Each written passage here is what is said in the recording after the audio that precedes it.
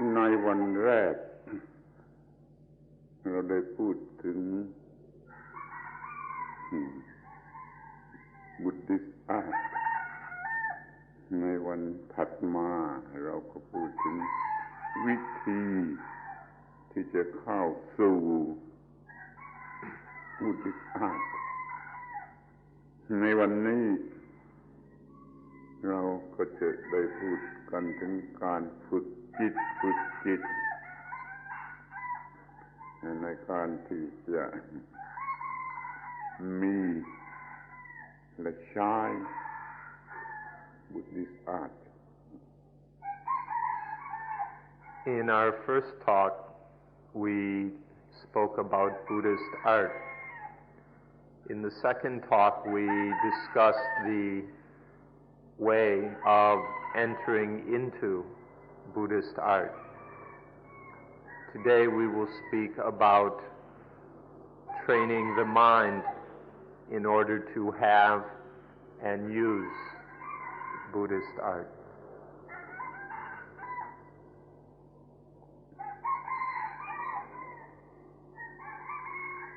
มันเป็นอาร์ตทั้ง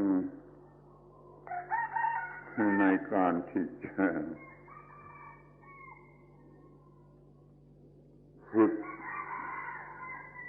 ฝึกให้สำเร็จนี่มันก็เป็นอาร์ตอยู่ในตัวในการที่จะใช้ให้มันให้เป็นประโยชน์มันก็ยิ่งเป็นอาร์ตมากขึ้นไปอีก ไม่ว่ามันจะเป็นอาร์ตทั้งในการฝึกในเมื่อกำลังฝึกแล้วก็จะเป็นอาร์ตที่สุดก็เมื่อเอาไปใช้ให้เป็นประโยชน์ในชีวิตประจำวันของเรา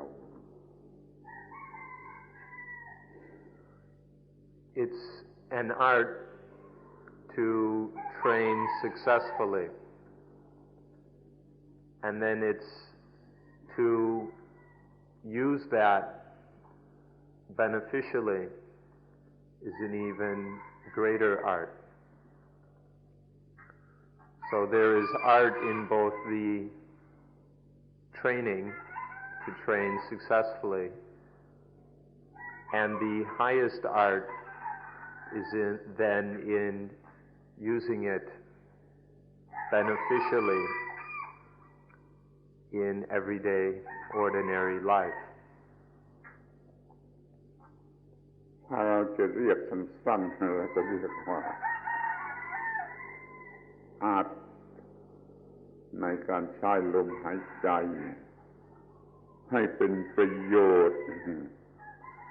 ในทุกหน้าที่การงานแห่งชีวิตของเราตลอดเวลาในชีวิตประจำวันใช้ลมหายใจให้เป็นประโยชน์ในหน้าที่การงานประจำวันในชีวิตของเรา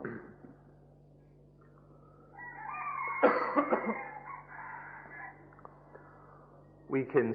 put this briefly by saying it's the art of using our breathing advantageously in all the responsibilities and work of our everyday life, to train so that we can use the breathing beneficially in all the responsibilities and activities of ordinary life. การทำอย่างนี้เรามองมันได้ในฐานะที่เป็นวิชาความรู้หรือว่ามันเป็นวัฒนธรรมของมนุษย์มาแต่ยุคดึกดำบรรพ์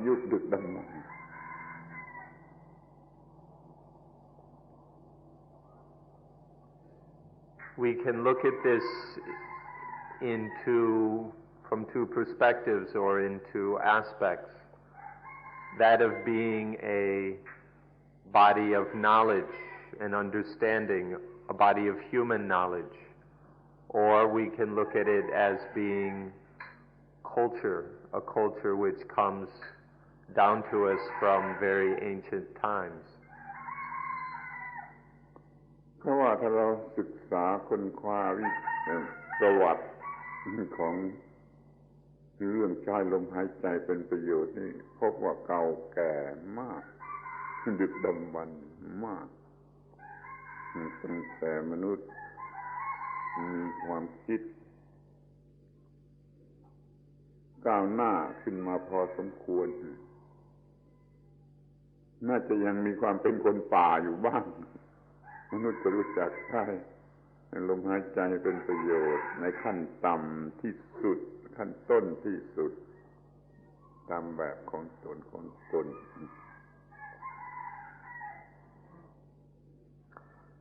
We can say this because when we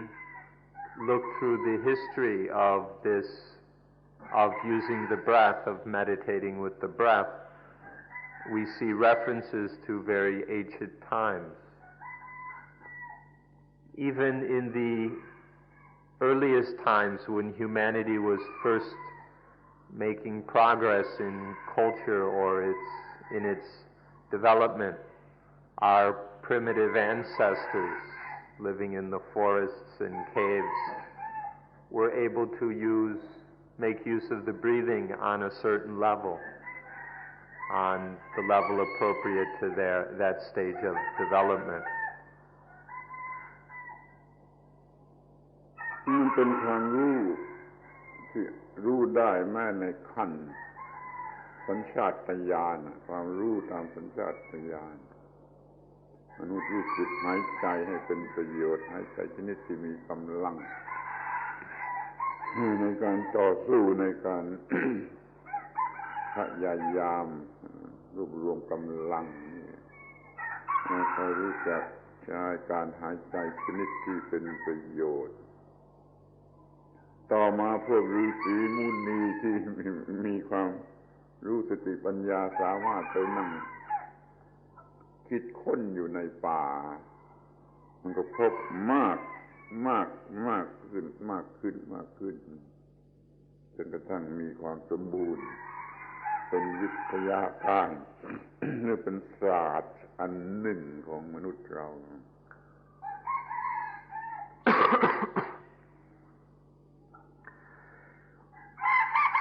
Part of this knowledge of the breathing is rather instinctual, that it's quite easy for the human being to know that certain kinds of breathing give us strength and energy, which can come in very handy in the struggle of life. And so, based on that, human beings have struggled to gain some mastery over the breathing and use it to their benefit. And then the times came when certain men would go off into the forests, into the wilds, as hermits and ascetics and such things. And these men would meditate and explore quite deeply the possibilities of the breathing until they understood it more and more deeply, until it became a certain science, a particular branch of knowledge of humanity. ความรู้อันเก่าแก่นี่มันก็สูงขึ้นมาตามลำดับจนกล่าวได้ว่ามันสูงสุดในอินเดียในยุคพุทธกาลแต่ไม่ได้หมายความว่าใช้กันอยู่แต่ในวงพุทธพวกอื่นก็ใช้เป็นวิชาพื้นฐานสำหรับการกระทำทางจิตหรือทางศาสนาหรือทางจิตด้วยกันทุกพวกแหละใช้คำพูดเป็นกลางๆว่าการบังคับจิตปราณายามะการบังคับจิตนี่เป็นความรู้พื้นฐานที่ใช้กัน ทุกลัทธิศาสนานิกายที่มีการสอนเรื่องเกี่ยวกับจิตนี่เรียกว่าแพร่หลายสูงสุดในครั้งพุทธกาลใช้กันทั่วไปทุกลัทธินิกาย This knowledge and understanding of the breathing then developed further until reaching its highest point or stage in the Buddha's time. But this isn't to say that it was only the Buddhists who understood this. This knowledge and practice with the breathing was very widespread. All the different religious groups and spiritual seekers had knowledge of this. It was widespread and widely put into practice. It wasn't just limited to the Buddhists. แล้วก็มาสูงสุดถึงที่สุดคือไม่มีสูงอีกต่อไปในเมื่อมาเป็นวิธีปฏิบัติในพุทธศาสนาที่เราเรียกกันว่าอานาปานสติภาวนามันมาสูงสุดในลักษณะที่เป็นวิทยาศาสตร์ทางจิตใจแล้วก็ดูดิไม่มีใครจะอธิบายหรือใช้มันให้เป็นประโยชน์มากไปกว่าวิธีที่เราเรียกว่าอานาปานสติภาวนา16ขั้น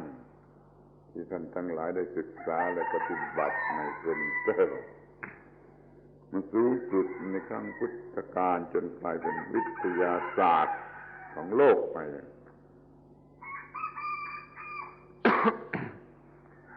Now,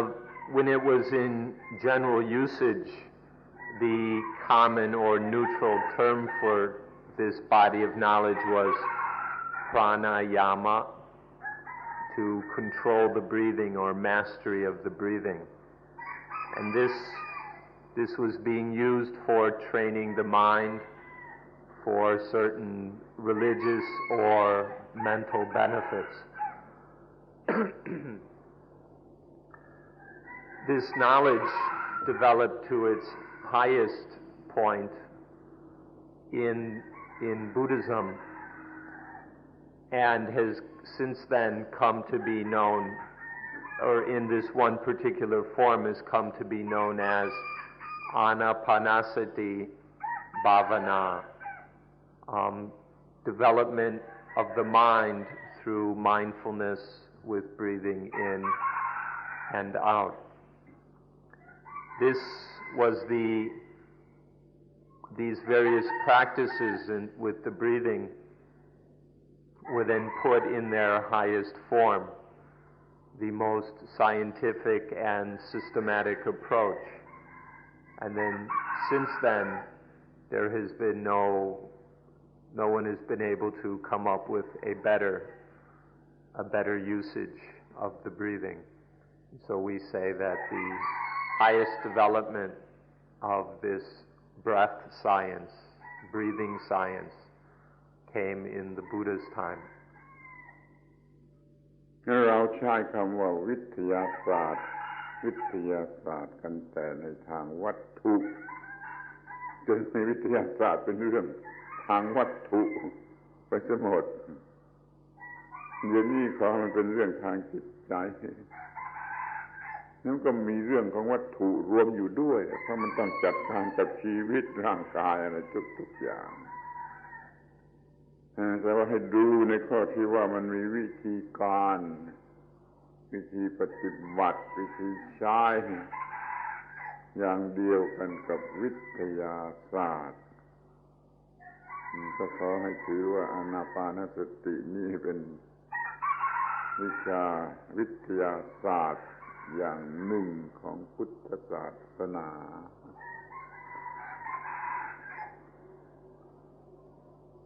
Now please understand that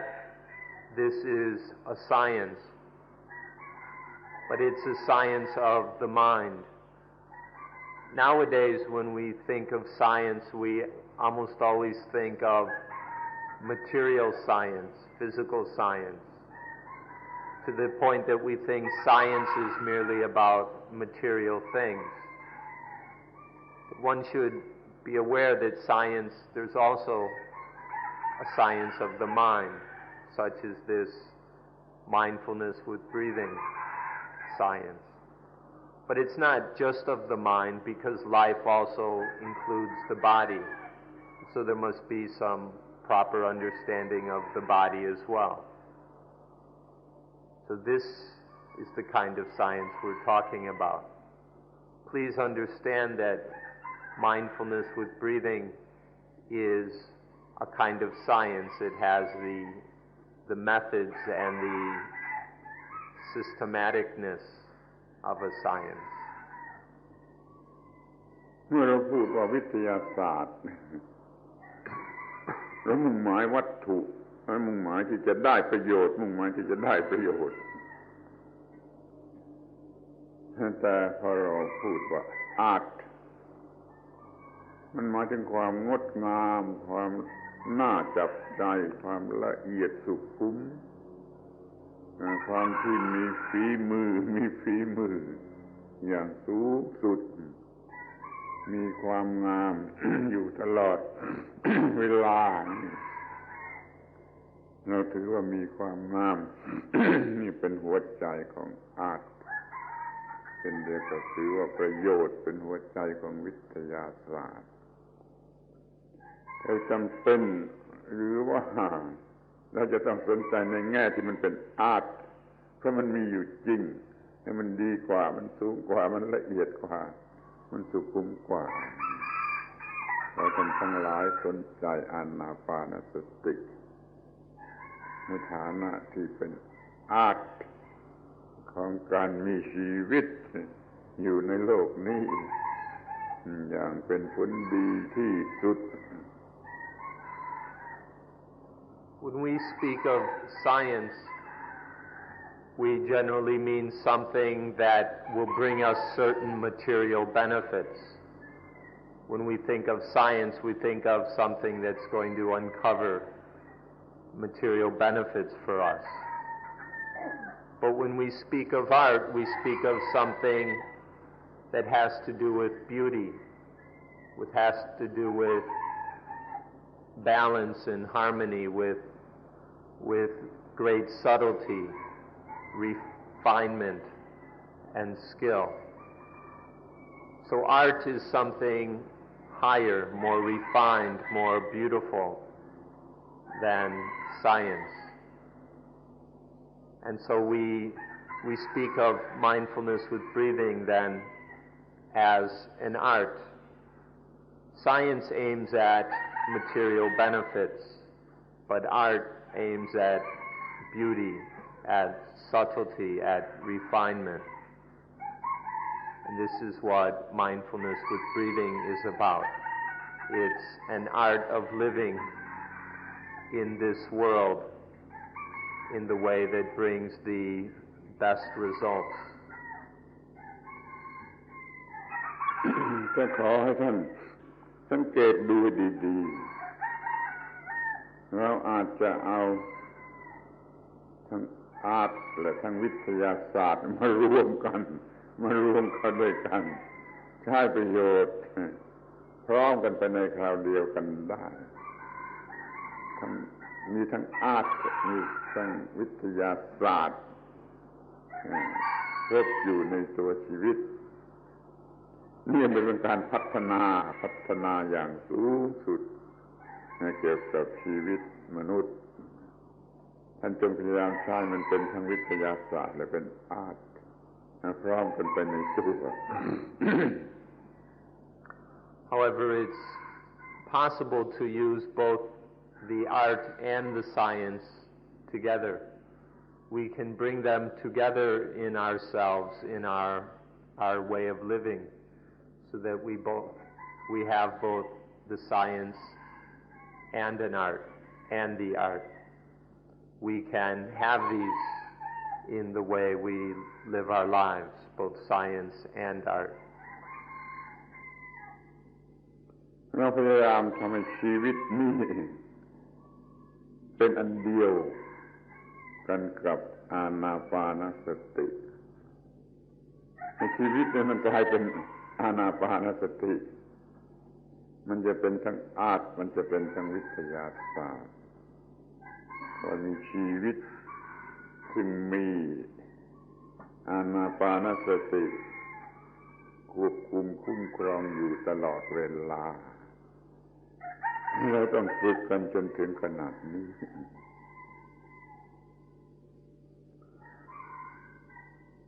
We can have a life which is anapanasati, a life which is mindfulness with breathing all the time. In this way, our life will become both a science and an art.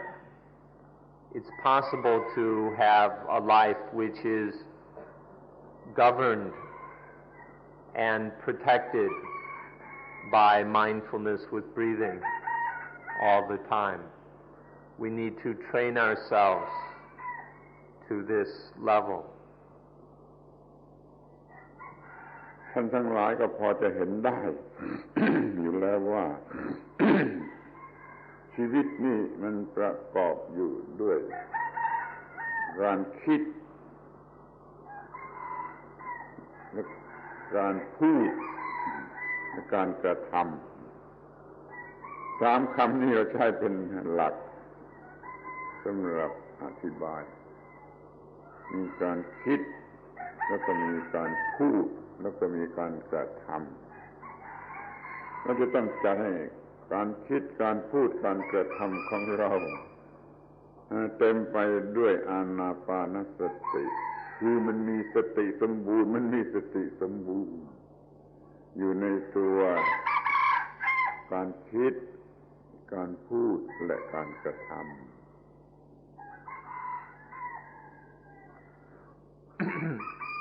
Our lives are filled with thinking, speaking, and acting. We use these three words as a basic way of explaining and examining what we do in life. We think,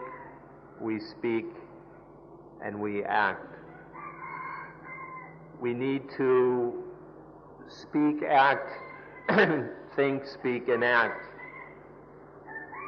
and deal with our thinking, speaking, and acting by having mindfulness all the time. Our way of dealing with these basic activities of life is to be mindful, and we can do this through mindfulness with breathing. ดังนั้นมันก็มีความจริงอยู่ในตัวมันเองที่เราจะมองเห็นได้ว่ามีชีวิตเป็นอันเดียวกับอานาปานสติก็คือการที่เรามีการคิดการพูดและการทำที่ประกอบอยู่ด้วยอานาปานสติตลอดเวลาหวังว่าท่านทั้งหลายจะฝึกฝนให้มัน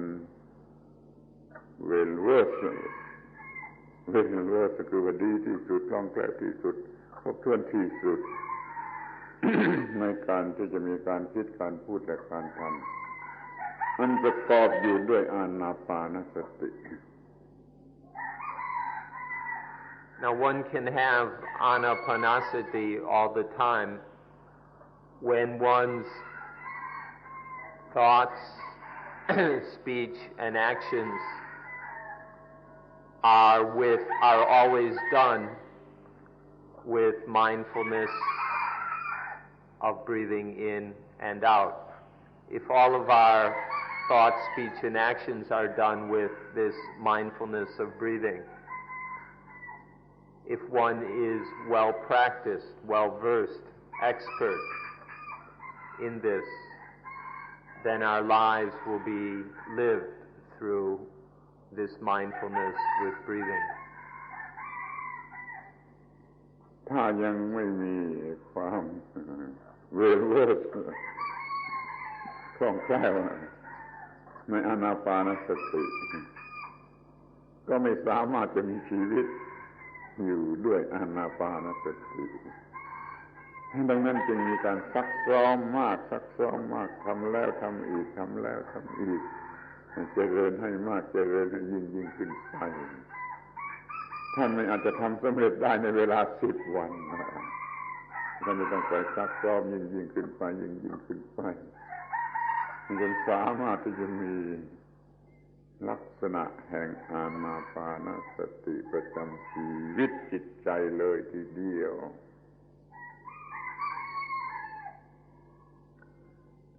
Now, if one isn't extremely well practiced in mindfulness with breathing, then it won't be possible to have it with one all the time. So it's necessary to keep practicing, to practice, to review, to train in this over and over again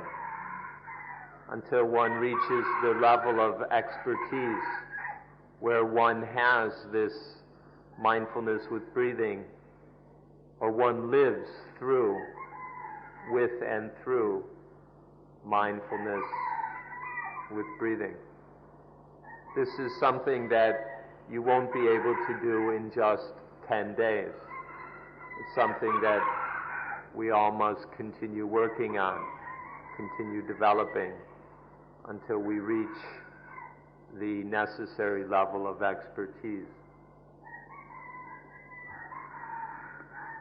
ต่อไปนี้เราก็จะพูดกันถึงการฝึกหรือวิธีการฝึกจะพูดถึงเทคนิคของการฝึกอานาปานสติจนสามารถเอาไปใช้อย่างเทคโนโลยีทางจิตทางวิญญาณทางฝ่ายจิตทางฝ่ายวิญญาณขอใช้คำร่วมกันกับทางฝ่ายวัตถุว่าเรามีเทคนิคในเรื่องนี้เข้าใจแตกฉานดี จนเอาไปใช้ปฏิบัติแก้ปัญหาได้อย่างเทคโนโลยีทั้งหลายแต่ว่าเป็นเรื่องทางฝ่ายจิตหรือฝ่ายวิญญาณ Next we'll speak about the way of training and developing this understanding and skill.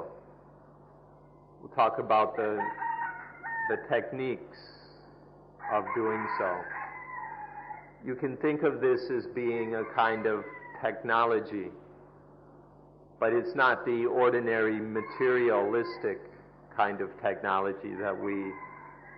are most familiar with. It's a technology of the mind, and we can develop and make the most of this mental technology. This is what we'll be speaking about henceforth.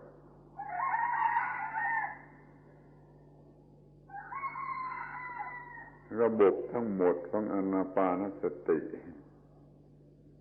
ถูกแบ่งออกเป็น4ส่วน4หมวดหรือ4หมู่ซึ่งมักจะเรียกกันว่าแท็กเก็ตเป็น4คือเรื่องเกี่ยวกับลมหายใจเรื่องแรกและเกี่ยวกับเวทนาเรื่องที่2แล้วก็เรื่องเกี่ยวกับจิตโดยตรงเป็นเรื่องที่3แล้วก็เกี่ยวกับสิ่งที่มันแวดล้อมชีวิตเราอยู่เป็นเรื่องที่4เรียกว่ากายเวทนาจิตธรรมขอให้เข้าใจความหมายของคำเหล่านี้ให้ดีๆจนสามารถทำให้สำเร็จประโยชน์ตามความมุ่งหมายที่แท้จริงของมันได้ The overall practice of mindfulness with breathing is broken up into 4 areas or 4 basic subjects of life. The first is the breathing. The second are the feelings, the vedana. The third is the mind, the citta itself. And fourth are all the things which surround life, or Dhamma. These are the four fundamental subjects of our practice and investigation of life. The Kaya, or body, the Vedana, feelings, the Citta, mind, heart, and Dhamma. We should understand these four words correctly in order that we will ensure a proper study and practice. หมวดแรกฝึกหมวดที่หนึ่งฝึกเกี่ยวกับลมหายใจและในที่สุดเราจะสามารถควบคุมกายเรียกว่าเป็นนายเหนือกายฝึกลมหายใจจะมีผลเป็นนายเหนือร่างกายเราจะมีร่างกายที่เข้มแข็งคือมีกำลังมากแล้วก็แอคทีฟที่สุดในทางกายนี่สำเร็จมันได้โดยการฝึกอานาปานสติหมวดที่หนึ่งคือฝึกลมหายใจ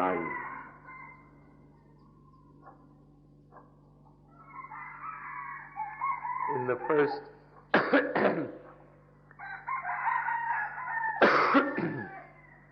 in the first area of practice, we train with the breathing. We work with the breathing until we can use the breathing to master the body. Although we train with the breathing, we develop mastery over the body so that this body is very strong and is perfectly active. We can get the best kind of body for our purposes through training with the breathing. หมวดที่สองก็มาฝึกเกี่ยวกับเวทนาคือความรู้สึกที่มันจะเกิดขึ้นจากการกระทำหรืออะไรก็ตามเราจะควบคุมความรู้สึกได้เราจะเป็นนายเหนือความรู้สึกโดยเฉพาะอย่างยิ่งความรู้สึกตื่นเต้น excitement ถ้ามันมีแล้วมันทำให้โง่มี excitement อะไรมันโง่หมดนั้นเราควบคุมความตื่นเต้นซึ่งเป็นปัญหาทางเวทนานี้ให้ได้เราก็เป็นนายเหนือเวทนาขอใช้คำว่าเป็นนายเหนือเวทนาควบคุมเวทนาได้ In the second area of practice, we train with the feelings. We train and study with the feelings until we become masters over them. Being masters of the feelings means that they don't get out of control and they have no ability to cause problems for us. So we work with the feelings until we can master them. Especially to have mastery over the feeling of excitement. When excitement is out of control, when it's in charge, we become very stupid. But when we can master this feeling of excitement, then it won't have the ability to make us foolish. So the second area is to gain mastery over the feelings, especially feelings of excitement. ท่านก็คงจะมองเห็นได้โดยตนเองว่าเมื่อมันมี excite เมื่อมันเป็น excite ไม่เล่นทีเมื่อนั้นมันไม่มีสติมันไม่มี mindfulness มันไม่มี mindfulness เพราะมัน excite เมื่อมันไม่มี mindfulness แล้วมันก็ตกไปอยู่ภายใต้อำนาจของความเป็นบวกหรือความเป็นลบมากเกินไปแล้วมันก็เกิดกิเลสคือความโง่แล้วก็นำไปสู่ปัญหาต่างๆนานาคือเป็นทุกข์ทั้งการควบคุมเวทนาไว้ได้ควบคุมเวทนาไว้ได้มีประโยชน์ที่สุดมีความจำเป็นที่สุดที่จะอยู่ในโลกนี้จึงเต็มไปด้วยเวทนาให้เกิดเวทนามากมายมหาศาลท่านจงเห็นความลับข้อนี้เพราะว่าเราควบคุมเวทนาไม่ได้เราจึงนำตัวเองก็ไปสู่ปัญหาหรือความทุกข์อย่างมหาศาลจึงมีความจำเป็นอย่างยิ่งมีเหตุผลอย่างยิ่งถูกต้องอย่างยิ่งที่จะต้องควบคุมเวทนาให้ได้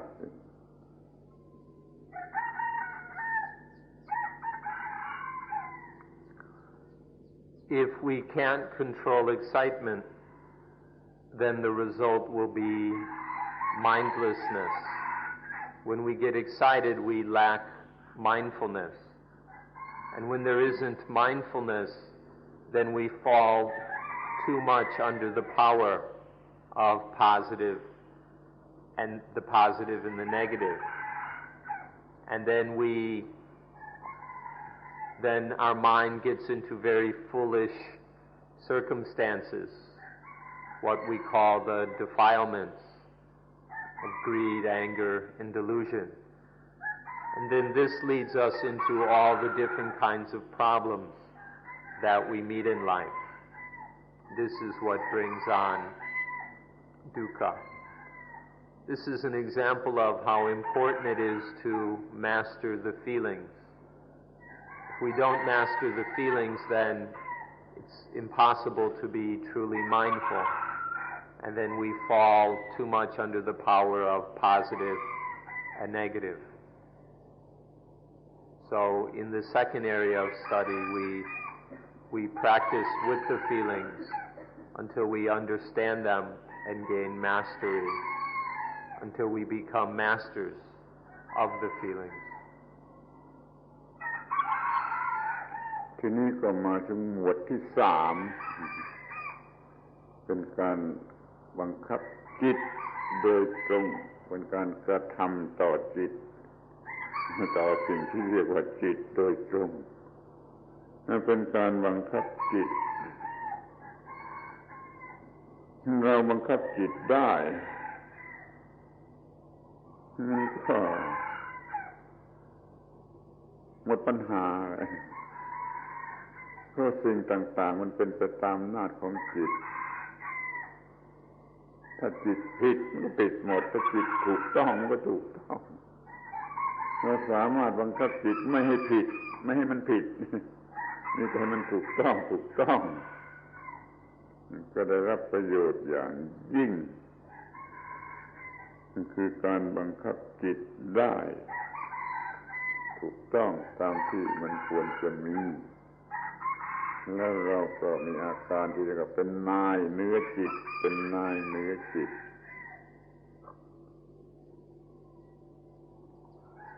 In the next area of our practice, we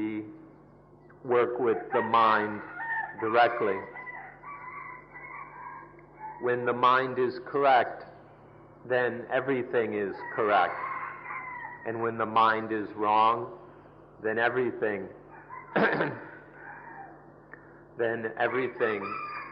goes wrong. So now we study and practice with the mind until we have mastery over it. When there is this, or we can say the mind has self-mastery. When there is this mastery over the mind, then the mind can be kept always right. The mind will always be proper and fitting as it needs and should be. This is how we become masters of the mind. ทีนี้ก็มาถึงหมวดที่สี่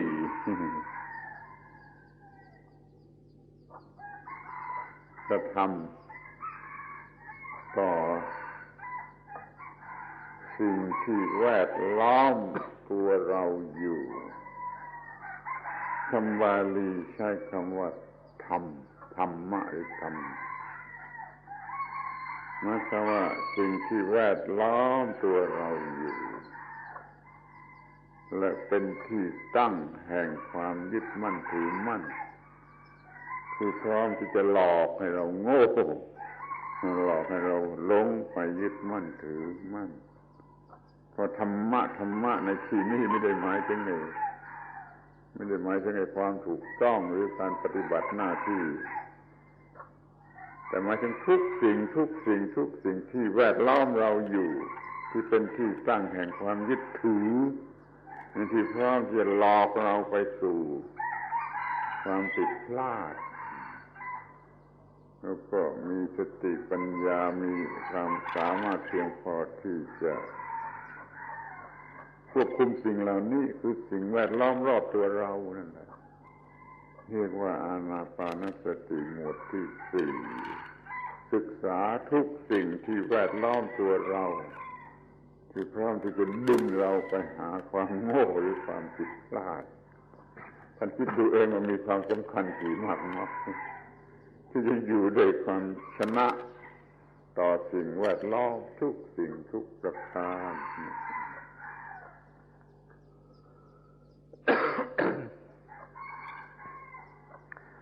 The fourth area is to study and train with all the things that surround us, which here is called Dhamma. This means all the things that surround us, these are all the things which can be the basis of attachment, all the things which are ready to deceive us and trick us into attaching to them. These here are all called Dhamma. Now Dhamma, the way it's used in this case, isn't the Dhamma which is the correct practice, the doing of our duty that allows us to live in the world without dukkha. This is another meaning, the meaning of Dhamma that means everything. All the things, all the natures which surround us and which we attach to. In this area now we train and study all of these things. We practice with them until they have no ability to trick us into attachment. Then the mind is above all these things. The mind has mastery over all these things which surround us to the point where they can no longer trick us. ในที่สุดทั้งสี่หมวดนี่เราก็สรุปความได้ว่าจะให้เกิดความสำเร็จผลเป็นความเป็นนายเป็นนายเหนือไม่ถูก enslave โดยสิ่งใดๆเนี่ยเรียกว่าเป็นนายเหนือหมวดที่หนึ่งเราก็เป็นนายเหนือร่างกายหมวดที่สองเราก็เป็นนายเหนือเวทนาหมวดที่สามเราก็เป็นนายเหนือจิตหมวดที่สี่เราก็เป็นนายเหนือสิ่งแวดล้อมทุกอย่างทุกประการที่มีอยู่ในโลกรอบตัวเรามีความเป็นนายถึงสี่อย่างนี้แล้วไม่มีปัญหาอะไรเหลือจะไม่มีปัญหาอะไรเหลือสำหรับจะเป็นทุกข์หรือเป็นความยุ่งยากขอให้ท่านประสบความสำเร็จในอานาปานสติทั้งสี่เถิดแล้วท่านก็จะเป็นนายเหนือทุกสิ่งไม่มีอะไรมาทำให้ท่านเป็นทาสของมันได้สรุปความว่าเป็นนาย we can summarize all this by saying one becomes master, one gains mastery over all these things. One gains mastery over the body. One gains mastery over the feelings. One gains mastery over the mind itself. And finally, one gains mastery over all the things that surround us. In short, one becomes master of everything. One has mastery over all things. And therefore, there is nothing which can become a problem for us. There isn't anything which can cause problems or difficulties for us when there is this mastery. We won't be enslaved by anything. Nothing can enslave us into problems, into dukkha. ความเป็นนายมันหมายถึงความชนะพระพุทธเจ้ามีชื่อมีนามอีกอย่างหนึ่งว่าชีนะคำนี้แปลเป็นไทยว่าชนะท่านชนะทุกสิ่งที่เป็นมารคือความเลวร้ายอุปสรรคศัตรูนี่เรียกว่ามารท่านชนะมารทุกสิ่งทุกชนิดจึงเรียกว่าผู้ชนะแล้วก็เครื่องมือชนะคืออานาปานสติชนะกายชนะเวทนาชนะจิตชนะธรรมเพื่อความเป็นผู้ชนะ Another meaning of this mastery, an implication of it, is being victorious. One of the names of the Buddha is the victorious one, which means the Buddha was victorious over all the low and harmful, deceitful things, which are called Mara, all the temptations in life. The Buddha was victorious over them, and mindfulness with breathing was his means to victory. And so to gain this mastery is to be victorious over all these things so that none of them can trick us or deceive us into anything low, harmful, or dangerous. ท่านคงจะได้ยินคำที่พูดกันอยู่ทั่วๆไปในหมู่พุทธบริษัทว่าพุทธะคำนี้แปลว่าผู้รู้ผู้ตื่นผู้เบิกบานนี่เข้าใจได้ง่ายรู้แล้วก็ตื่นนอนแล้วก็เบิกบานจะลองคิดดูทีว่าถ้าไม่ชนะแล้วจะเบิกบานได้อย่างไรมันจะเบิกบานอะไรได้จะเอาอะไรมาเบิกบานที่ไม่ใช่ว่าจะตื่นจากหลับมันก็ต้องมีความชนะความหลับแล้วก็ชนะความโง่ชนะอะไรทุกอย่างมันจึงจะเบิกบานคำว่าชนะนี่มีความหมายมากเป็นหัวใจของคำว่าพุทธะอย่างหนึ่งด้วยเหมือนกันขอให้เราหวังความชนะโดยมีเครื่องมือคืออานาปานสติ Now, many of you have heard of the Buddhist explanation of the word Buddha, the one who knows, who is awake, who has blossomed fully. You can see probably then that this could not happen without being victorious. One knows and then wakes up, and then from waking up there is this blossoming, to bloom, to blossom fully with life, in life. How could that happen without victory? Without victory, what could blossom? How could there be any blossoming? And so, in the word, one of the essences of the word Buddha is this victory, this quality of being victorious. ลองสังเกตตัวเองว่ารู้จักความพ่ายแพ้และความชนะในอย่างถูกต้องหรือเปล่ากลัวว่าจะไม่รู้จักความชนะแล้วก็พอใจในความพ่ายแพ้พอใจในความพ่ายแพ้มันกลายเป็นเฟเวอริตแต่สิ่งน่ารักน่าพอใจของคนนั้นไปเสียมันจึงพอใจในเรื่องกามารมณ์ในเรื่องอะไรต่างๆนานาสารพัดอย่างโดยที่ไม่รู้ว่านี่เป็นความพ่ายแพ้จะรู้จักสิ่งเหล่านี้ไม่ปล่อยให้สิ่งเหล่านี้ทำปัญหาหรือทำความทุกข์ยากลำบากให้แก่เรานี่จึงจะเรียกว่าเป็นผู้ชนะ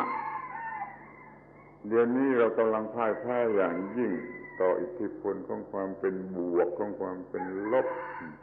เดี๋ยวร้องไห้เดี๋ยวหัวเราะเดี๋ยวดีใจเดี๋ยวเสียใจขึ้นลงอยู่อย่างนี้เรียกว่าพ่ายแพ้แก่ความเป็นบวกและความเป็นลบของสิ่งที่เข้ามาแวดล้อมตัวเราขอให้เราชนะสิ่งเหล่านี้และชีวิตนี้ก็จะหมดปัญหา The question now is whether you understand the meaning of victory and defeat. We're worried that you don't understand what victory is,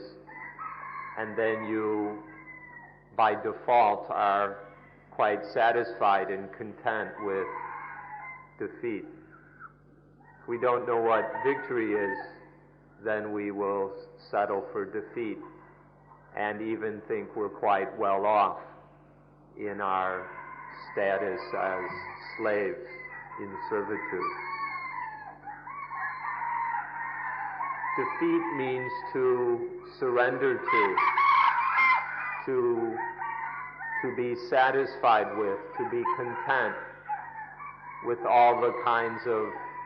sensual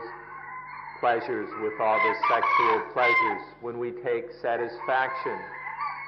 in such things, this is to surrender to them or to be defeated by them. When we do so, then the mind is under the power of positive and negative. To be victorious is to not just let the mind go being satisfied with and content with all these things. To not let the mind just fall for all the positive and negative things which surround us, but to be above these things. This is what victory means. So we must understand what is meant if we're going to have a choice between victory and defeat. Otherwise, we just settle for defeat. Laughing at the positive, crying at the negative, under the mercy of these positive, negative things in servitude, in slavery. ในโลกปัจจุบันนี้ มันเต็มไปด้วยสิ่งที่จะทำให้เราพ่ายแพ้อย่างยิ่งพ่ายแพ้อย่างลึกซึ้ง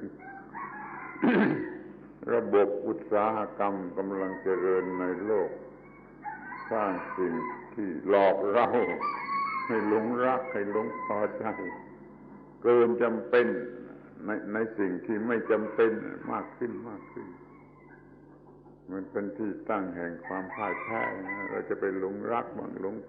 เกลียดบ้างเราจึงมีไอ้สิ่งเหล่านี้มาก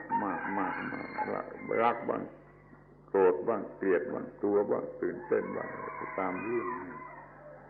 เราไม่มีความเหมาะสมที่จะอยู่ในโลกชนิดนั้นแต่เมื่อเราจำเป็นที่จะต้องอยู่ในโลกชนิดนั้นเราก็ต้องมีอะไรเครื่องมือสำหรับที่จะไม่พ่ายแพ้และความชนะก็มีลักษณะอย่างที่ว่ามานี่ชนะ4อย่างนี้ได้แล้วจะชนะหมดเลยไม่มีอะไรเหลือ We live in a world that is full of industry, that worships industry and technology, that produces all kinds of things that are designed to defeat us. Our modern world is full of positive and negative things. Our economies are dedicated to producing positive things in order to defeat us. When we live in a world like this, a world of just full up, crammed full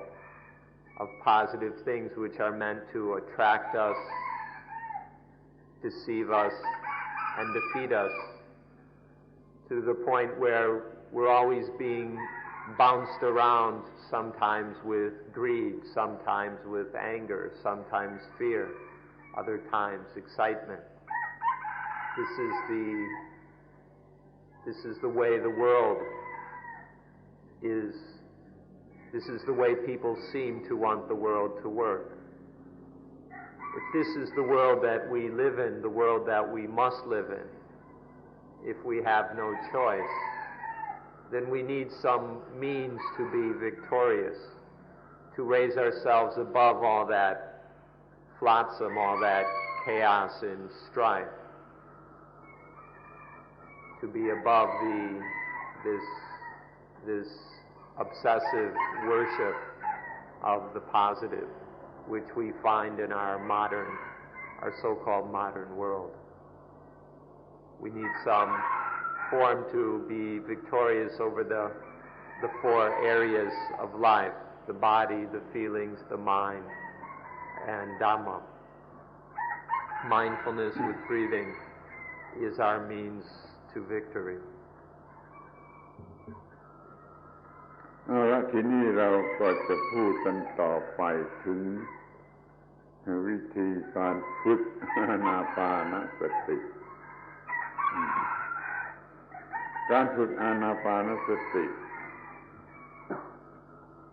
อย่างน้อยในเบื้องต้นจะต้องมีความเหมาะสมที่จะฝึกเรามีการเป็นอยู่ที่เหมาะสมที่จะฝึกเรามีอาหารที่เหมาะสมสำหรับฝึกมีการเป็นอยู่แม้แต่การนุ่งการห่มการนั่งการนอนการอาศัยนี่ให้มันเหมาะสมทุกอย่างนั้นเป็นไปเพื่อส่งเสริมให้มันฝึกง่ายเพื่อเราจะไม่มีสิ่งเสพติดเราจะไม่เที่ยวตามสบายใจเราจะไม่มีความสัมพันธ์ทางเพศเป็นต้นเรานี่จะต้อง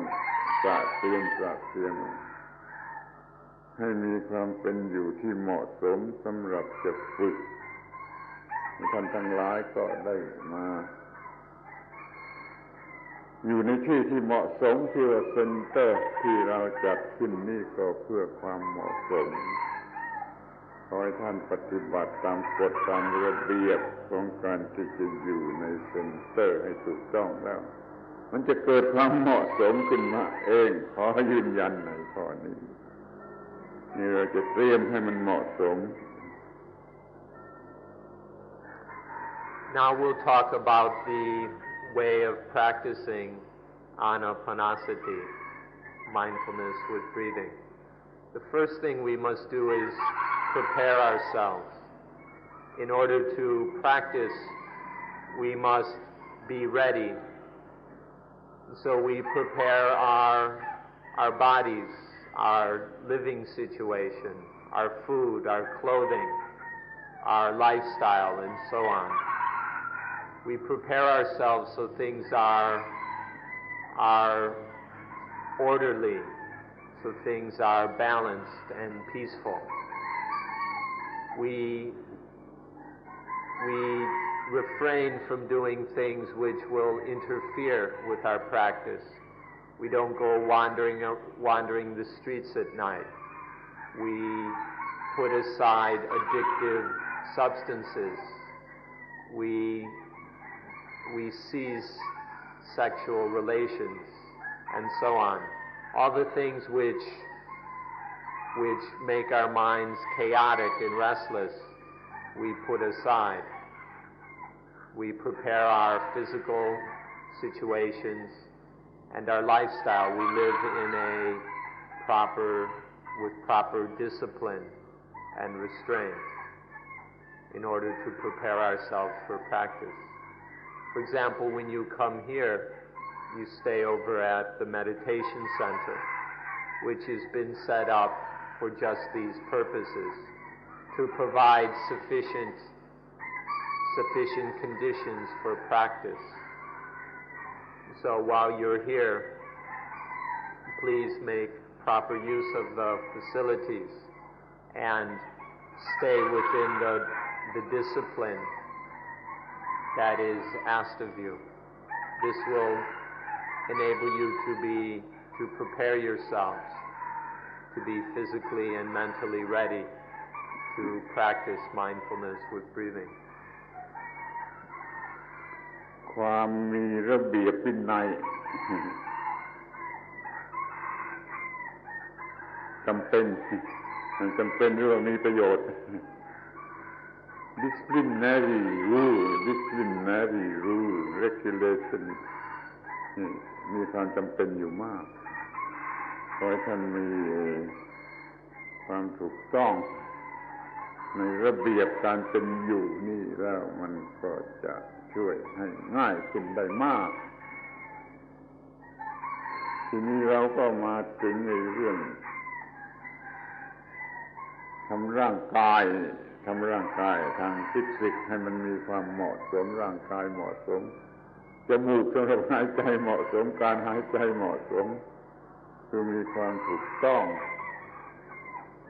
ทางร่างกายพร้อมที่จะทำอานาปานสติ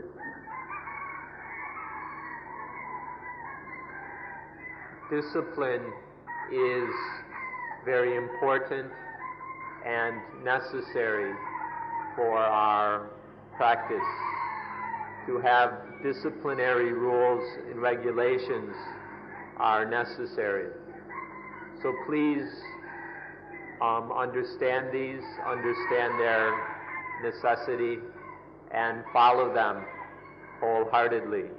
so that you are ready and able to practice correctly. The next thing we need to prepare are our bodies, to prepare our noses with which we breathe, and to prepare our breathing so that all these things are in order.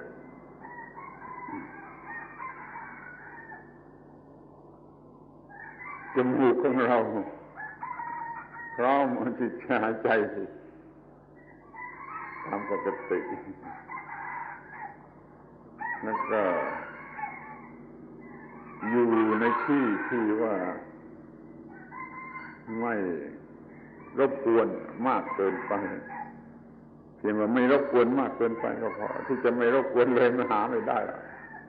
มันไม่ต้องยึดถือกันถึงขนาดนั้น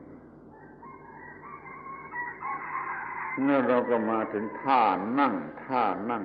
posture ท่านั่งเนี่ยที่เหมาะสมที่จะทำอานาปานสติ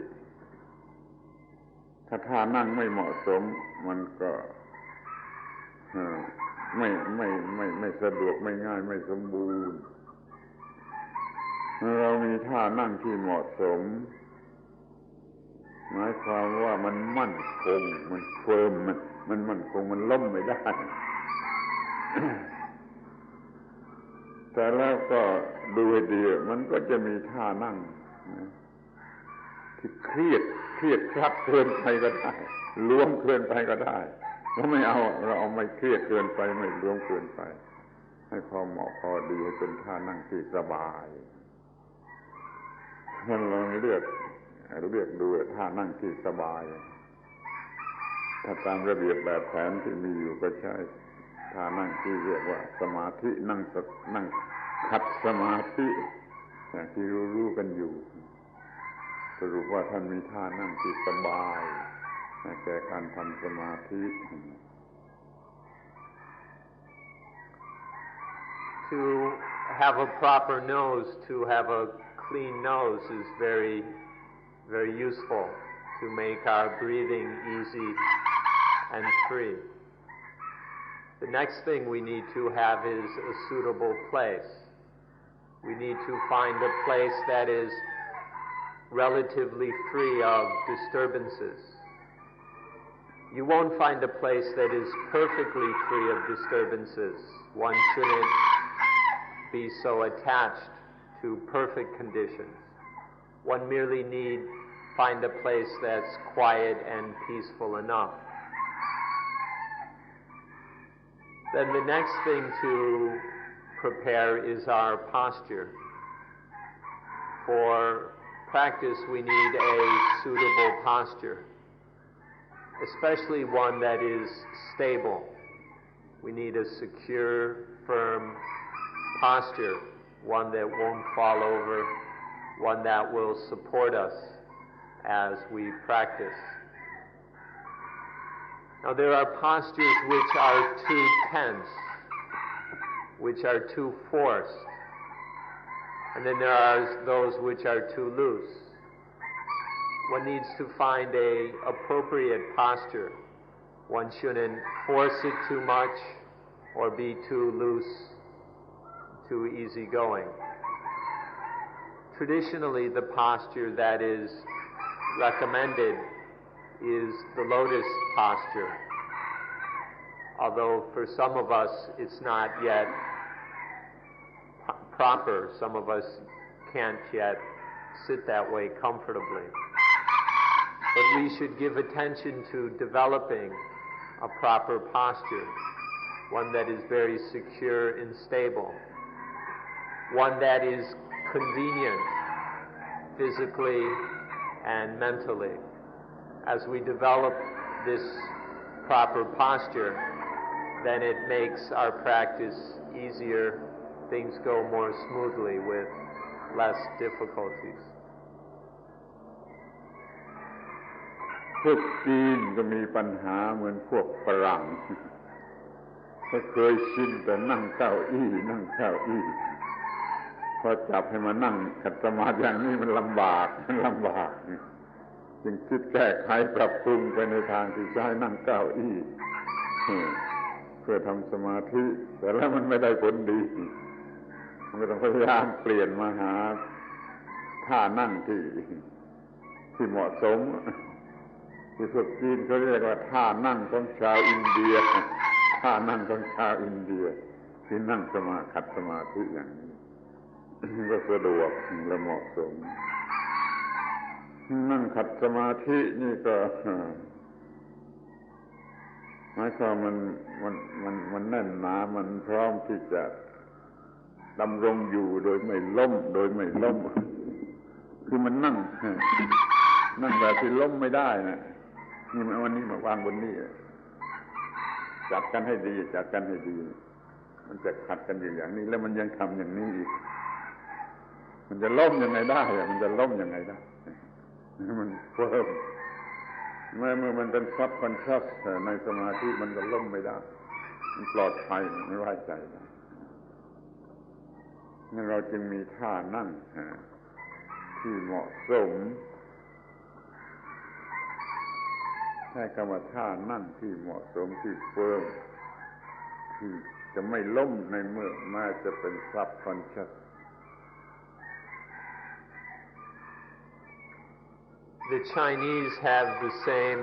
difficulty as the Europeans. They've grown up sitting on chairs. and so they find it difficult to sit on the floor. So the Chinese have tried to deal with this by meditating on chairs. However, the results have not been very good. And so the serious meditators then learn to sit in what they call the Indian style. The Chinese refer to the meditation posture as the Indian style or Indian posture. This is something, once you try it, you'll see how firm and stable it is. Instead of wobbling on a chair, one sits firmly with one's legs folded in front of one, and then you can put your hands on your knees. If you do this,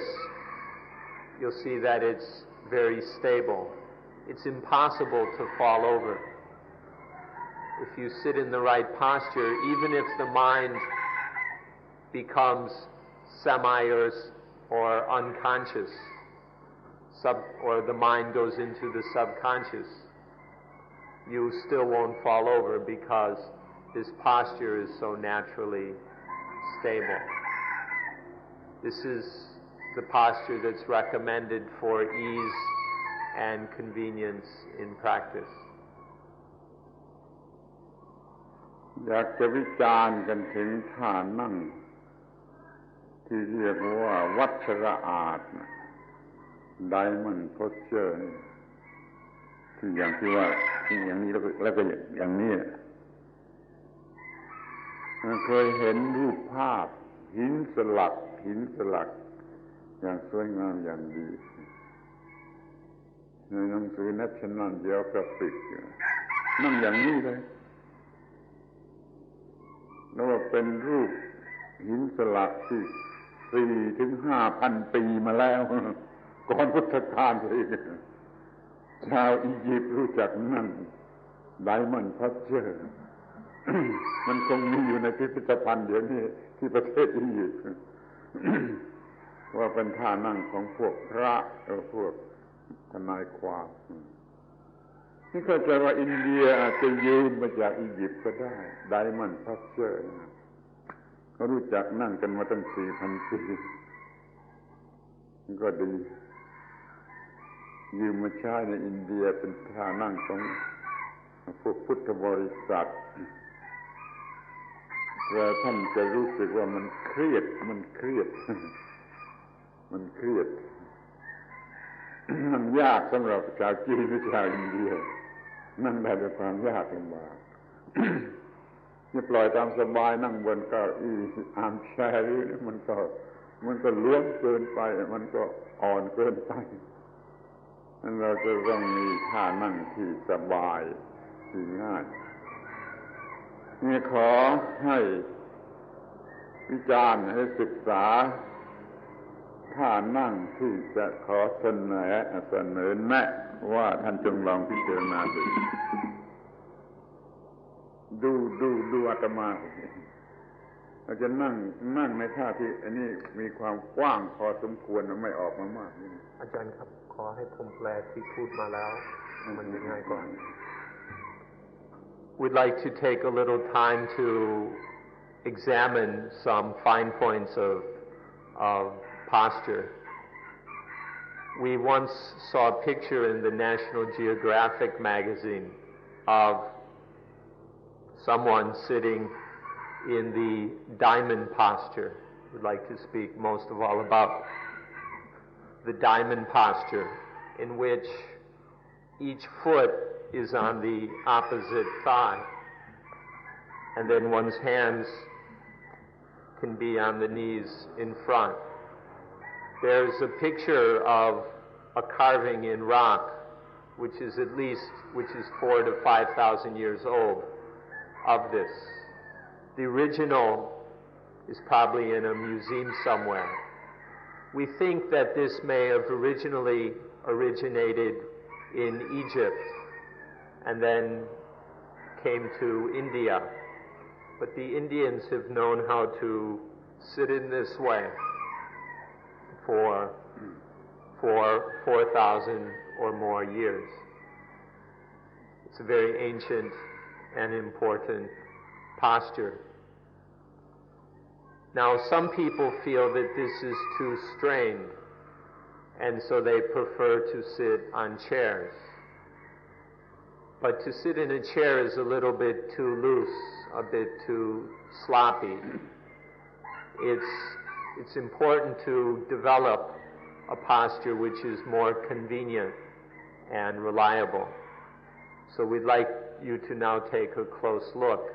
at the diamond posture. Please watch me.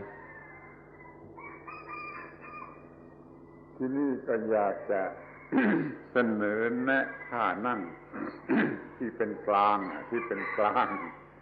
ไม่เครียดและไม่หลวมก็ดูทุกคนดูอย่างนี้พอนั่งอย่างนี้พอตามสบายไม่ต้องไดมอนด์ขึ้นมาบนนี้แล้วก็มือที่แก้มที่คางแล้วคุณกดลงไปบนที่กล้ามเนื้อกล้ามเนื้อขากล้ามเนื้อส้นกล้ามเนื้อเท้าเนี่ย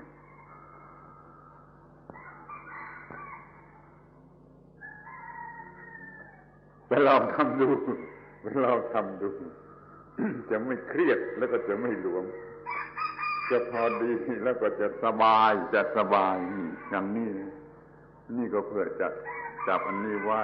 อย่างมือข้างนี่กดลงไปที่เหมาะสมที่กลางเนื้อแล้วคุณไปสังเกตเอาเองมันยังสะดวกที่จะหายใจด้วยสะดวกที่จะกำหนดสัมผัสของลมหายใจด้วยนี่มันก็จะพักผ่อนในตัวเองได้ด้วยนี่มันก็เฟิร์มสเตเบิลล้มไม่ได้เมื่อเป็นซับคอนเชียสไอ้ท่านั่งเพชรนั่นก็มันเหมือนกับพีระมิดล้มไม่ได้เดี๋ยวนี้เราก็ล้มไม่ได้ล้มทางไหนก็ไม่ได้เราจะหลับไปด้วยก็ได้ถ้าเราอยากจะหลับในวิธีนี้คือพักผ่อนที่สุดก็ได้ แต่ว่ามันนอกคำพีนอกบาลีไม่มีเทสติโมเนียลรับรองอะไรแต่ว่าคุณไปพยายามสังเกตดูถ้าว่าสบายใช่ที่นี่ก็คือลงมาอย่างนี้ไปทำสักหน่อย adjust มันหน่อยแล้วเดี๋ยวมันก็เข้ารูปแล้วมันก็จะสบาย ก็กำหนดลมหายใจ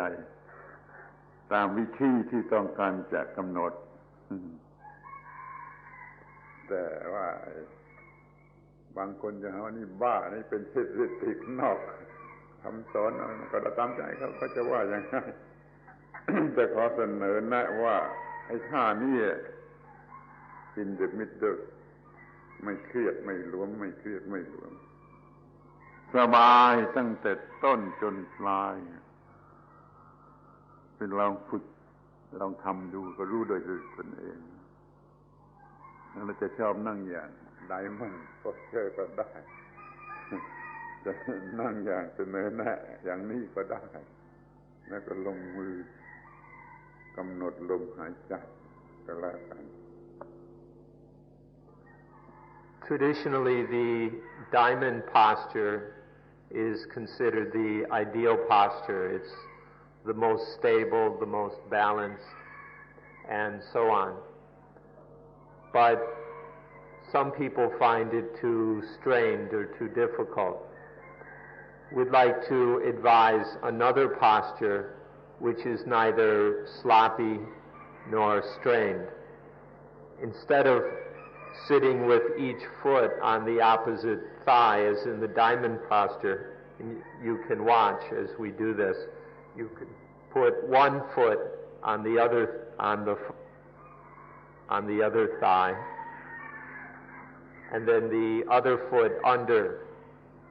the knee. Then,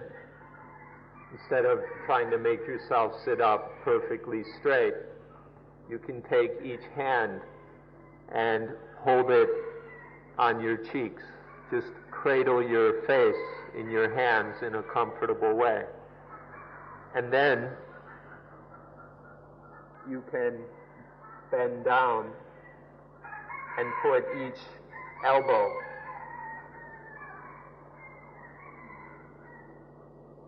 you put one elbow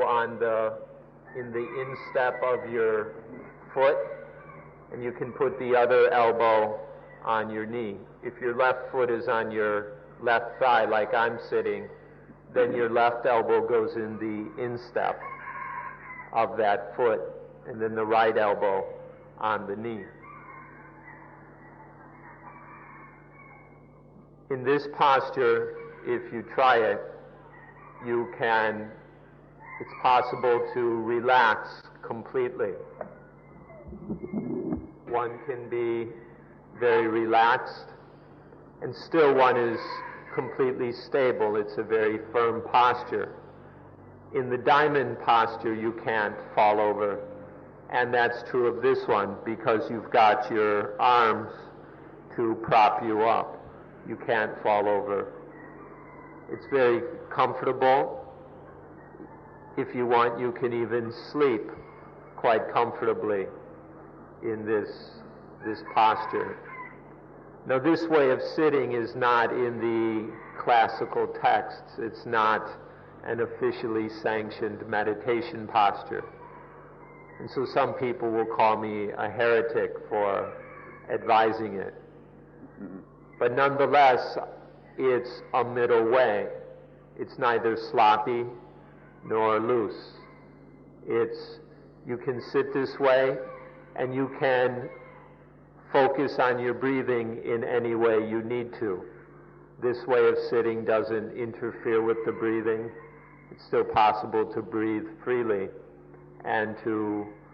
be mindful of the breathing. So this way of sitting has all the necessary ingredients of firmness, stability. One is able to relax, and it doesn't interfere with the breathing. So if you prefer the diamond posture, you're free to sit like that. But if you'd like, you can try this other way of sitting. มีความลับอยู่หน่อยหนึ่งที่ไม่ได้พูดเมื่อกี้ว่าต้องรักษาความตรงของกระดูกสันหลังไว้ได้ด้วยนั่นคุณจะต้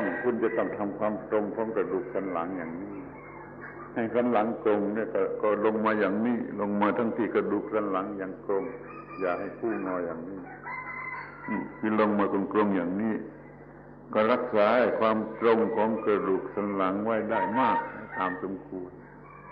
กระดูกสันหลังยังตรงอยู่พอสมควรไม่ว่าจะลงมาอย่างนี้คือคุณลงไปอย่างนี้สิคุณลงไปอย่างนี้ มันก็มีความเหมาะสมทุกส่วนแม้แต่กระดูกสันหลังก็ยังตรงอยู่พอสมควรข้างในเรื่องปอดเรื่องอะไรก็ยังมีความสะดวกอยู่พอสมควร เราก็ได้ท่านั่งที่สบาย There's one secret we left out, but it's crucial. One must maintain a straight back, or specifically the spine must be straight. So whatever way one sits, one must keep the spine straight. And if you want to sit in this new way that we've advised, first sit with a straight spine,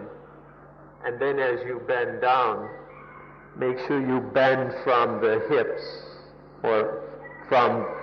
the lower back. Don't just droop the shoulders in a lazy way, but bend from the hips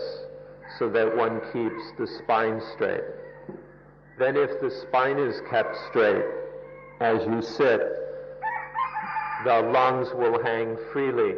and the breathing won't be interfered with. So whatever way we sit, to give the breathing the most freedom and comfort, we must keep the spine straight. เป็นนั้นว่าท่านมีสิทธิที่จะเลือกท่านก็เลือกตามพอใจเห็นได้ท่านั่งที่สะดวกที่สบายมีผลในทางไม่เครียดทีนี้เราก็จะกำหนดลมหายใจ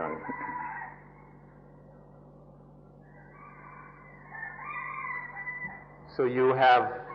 the freedom to choose whichever posture works best for you, the one that is most comfortable, most stable, most relaxed, which is neither too tense nor too loose. You have the freedom to choose what works best for you. Now the next thing is to become mindful of the breathing to establish our awareness on the breathing. คำว่ากำหนดลมหายใจกำหนดลมหายใจที่มีจิตหรือสติกำหนดที่ลมหายใจ นั่นมันเป็นเพียงกิริยาอาการแต่ความมุ่งหมายที่แท้จริงนั่นคือศึกษาลมหายใจมีการศึกษาแต่ไปเรียกว่ากำหนดมันมีสิกขติมีการศึกษานั่นคือกำหนดลมหายใจก็เพื่อจะศึกษาลมหายใจว่ามันเป็นอย่างไรมันมีอะไรเป็นอย่างไรทุกอย่างที่เกี่ยวกับลมหายใจเราจะต้องรู้จักกำหนดลมหายใจคือศึกษาลมหายใจ We use the word be aware of the breathing or pay attention to the breathing. But the purpose here is to study, to thoroughly investigate the breathing. And so it's not just one must understand the words pay attention with sufficient detail and depth.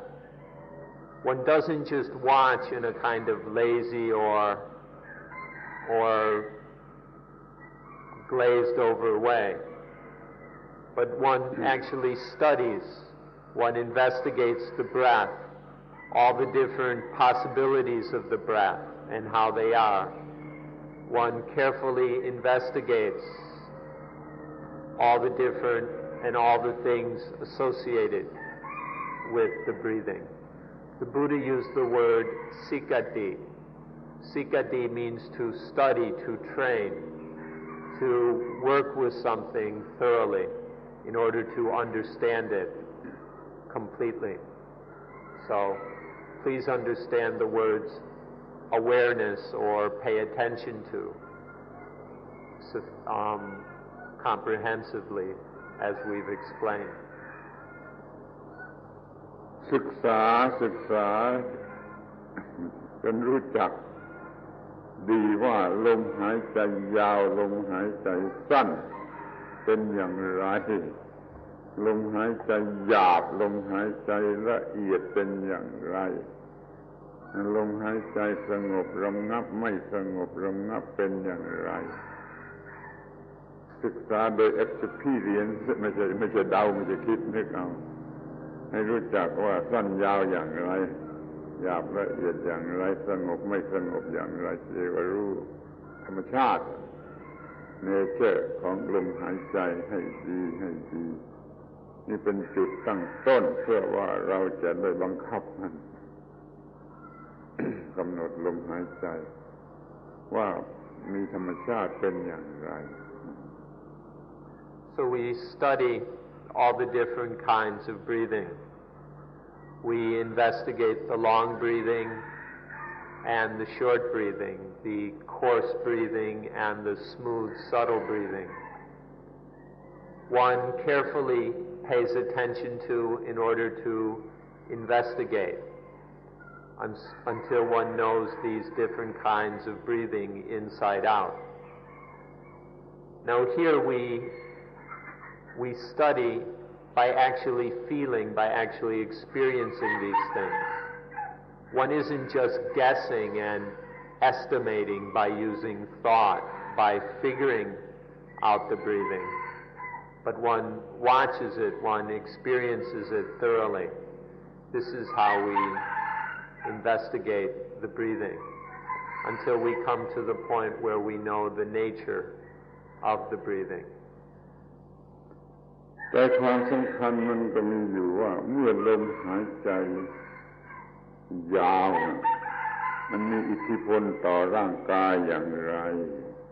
เมื่อลมหายใจสั้นมันมีอิทธิพลต่อร่างกายอย่างไรเมื่อหายใจหยาบมีอิทธิพลอย่างไรเมื่อหายใจละเอียดมีอิทธิพลต่อร่างกายอย่างไรจนกระทั่งเรารู้ว่ามันเนื่องกันแล้วแต่ลมหายใจเป็นอย่างไรร่างกายจะหมุนไปตามนั้น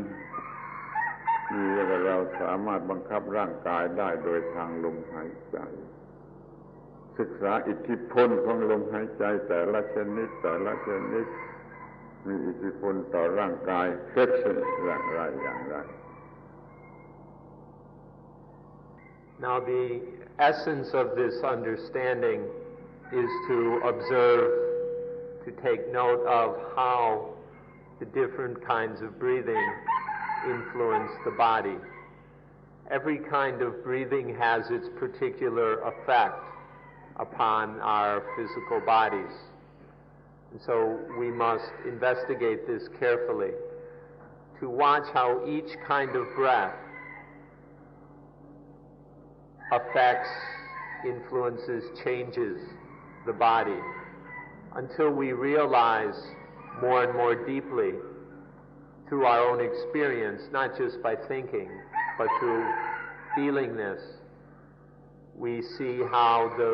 the breath in the body are inseparably interrelated. We see that whichever way the breath goes, the body follows in that way, until one sees quite clearly that one can change, one can manage the body by using the breathing. This is the thing we must learn from our own experience of breathing in and out. ในที่สุดเราก็มีความรู้ว่ามันมีสองกายสองบอดี้ breath body ลมหายใจ flesh body เนื้อหนังสองกายเนี่ยมันเนื่องกันอยู่เรามีสองกายอย่างนี้เรียกว่าสัพพกายะปฏิสังเวทีเรารู้จักกายทั้งหมดกายทั้งสองกาย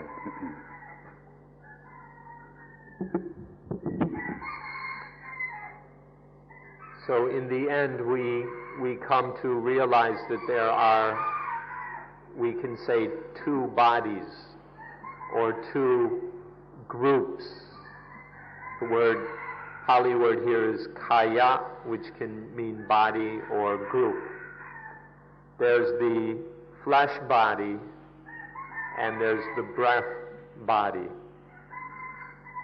And to see that these two are interrelated, that what we call our physical body has this flesh body and this breath body, and to see how closely related they are and how the breath body can control the flesh body. In the Pali, the Buddha called this Sappagayang Patisangveti, which means thoroughly experiencing all bodies, which means this flesh body and the breath body, experiencing them together, how they're interrelated, and how the breath body influences the physical flesh body. คำแปลภาษาอังกฤษบางทีมีผู้แปลผิดแปลว่า whole ที่จริงแปลว่า all body เพราะมันมีถึง2 body เราไม่สามารถจะ adjust flesh body โดยตรงไม่สามารถจะปรับปรุงมันโดยตรงแต่เราสามารถ adjust breath body breath body ถูกปรับปรุงให้ดีแล้วมันไปมีผลต่อ flesh body เราจึงสามารถบังคับไอ้ flesh body โดยทาง breath body เราทำให้breath body สงบระงับไอ้ร่างกายนี่ก็สงบระงับมันเหมือนกับทริคแต่เราเป็นเทคนิคของธรรมชาติสามารถบังคับร่างกายเนื่อนนั้นโดยทางบังคับกายลมหายใจนี่คือความลับของหมวดที่ 1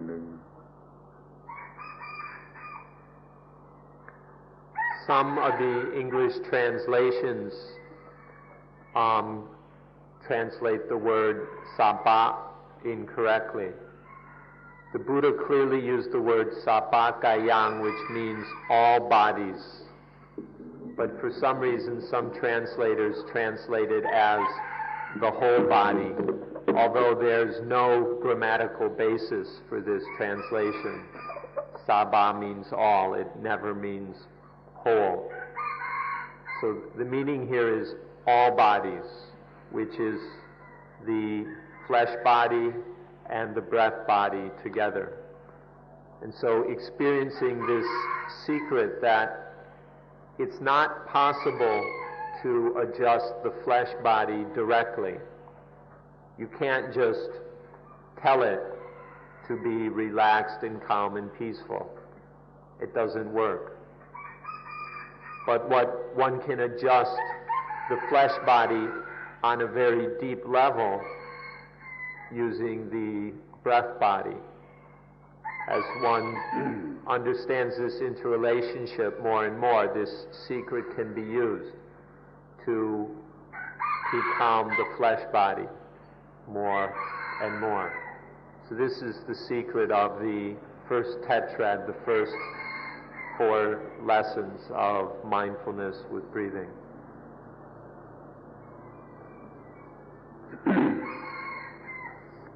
นี่เรียกว่าเราเป็นนายเหนือกายเราจะมีร่างกายสดชื่นแจ่มใสแข็งแรงเหมาะสมแอคทีฟอะไรก็ได้โดยการฝึกบังคับกายทางลมหายใจนี่หมวดที่ 1จบแล้ว So now we can summarize what we've been saying by saying one is master over the body. We have a body which is fresh, relaxed, healthy, peaceful. We have just the right body we need for further practice of meditation. This completes the first tetrad. โดยเฉพาะอย่างยิ่งก็มี active กัมมณียะมี active body สำคัญที่สุดหมายความว่ายังไง active หรือว่ากัมมณียะพร้อมที่จะทำหน้าที่ว่องไวที่จะทำหน้าที่ของกายมีผลของการฝึกหมวดที่ 1มีกายตามความประสงค์ And an important word here is the word gamaniya, which means active, that we have a body that's ready for further practice of meditation. It's the body that's fully prepared and ready to be used as we need to. ทีนี้ก็มาหมวดที่ 2 the feeling the feeling มันเป็นสิ่งที่ช่วยไม่ได้นะที่เราจะไม่มี feeling เรามันต้องมี feeling และที่มันเป็นปัญหามากที่สุดก็คือ excitement แต่มันเป็นไปในทางรูปของความพอใจความดีใจเราจะถูกกระตุ้นอยู่ด้วยความพอใจอย่างหยาบพ ก็เรียกว่าแรดเจอร์ถึงกับสั่นสะเทือนไปหมดทั้งระบบประสาทถ้าอย่างละเอียดประณีตมันก็มีความสงบระงับมันจะเรียกว่า contentment คือมันพอใจอย่างสุภาพพอใจอย่างอยู่ในระเบียบเราจงรู้จักมันเสียทั้งสองอย่างไรเป็นรัจเจออย่างไรเป็น contentment นี่ข้อแรกเราเอาสิ่งที่ได้ผ่านมาแล้วแต่ผลหลังมาศึกษาถ้าอย่างไรมันเป็น exercise ชนิดรัจเจออย่างไรมันเป็น exercise ชนิด contentment. Now we come to the study of the feelings. The feelings are things we can't help. They just happen. They happen, and so we experience them. Now, as we've been practicing all along until gaining mastery over the body, then it just is natural that various strong feelings will occur. There'll be an excited sense of satisfaction, which we can call rapture. This can occur in a very excited way so that the whole nervous system is shaking and bouncing, kind of hopping. And so if that occurs, now these things will have happened off and on previously, but once we've gained mastery over the body, then we're able to study these feelings specifically. Now sometimes this satisfaction is very excited. Other times it's very calm. It's much more polite instead of this kind of disorderly shaking. It's much calmer and cooler. But still there's kind of a bouncy, bubbling excitement, which we can call contentment. Studying these various degrees and the difference between the very excited, almost out of control, excited rapture, as well as the more restrained yet still excited satisfaction, is the first aspect of investigating the feelings. เมื่อมันเป็นรัจเจอร์มันมีtrembling สั่นสะเทือนมากสั่นสะเทือนไปทั้งเนื้อทั้งตัวถึงกระโดดโลดเต้นอย่างนี้เราเรียกในภาษาอานาปานสติว่าปีติเป็นรัจเจอร์ที่เราทำให้มันสงบระงับไม่มีtremblingไม่มีอะไรก็เราจะเรียกมันว่าความสุขหรือ contentment อันนี้มันวุ่นวายอันนี้มันสงบระงับ excitement มันมีอยู่สองชนิดอย่างนี้เราจะรู้จักมันให้ดีเพื่อจะควบคุมมันให้ได้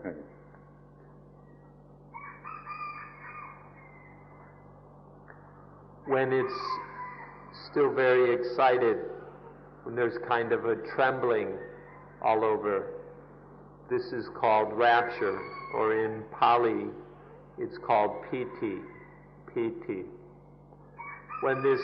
excited trembling of rapture is calmed and cooled down, when there's a calm feeling of joy, that is called sukha, or we can translate it contentment.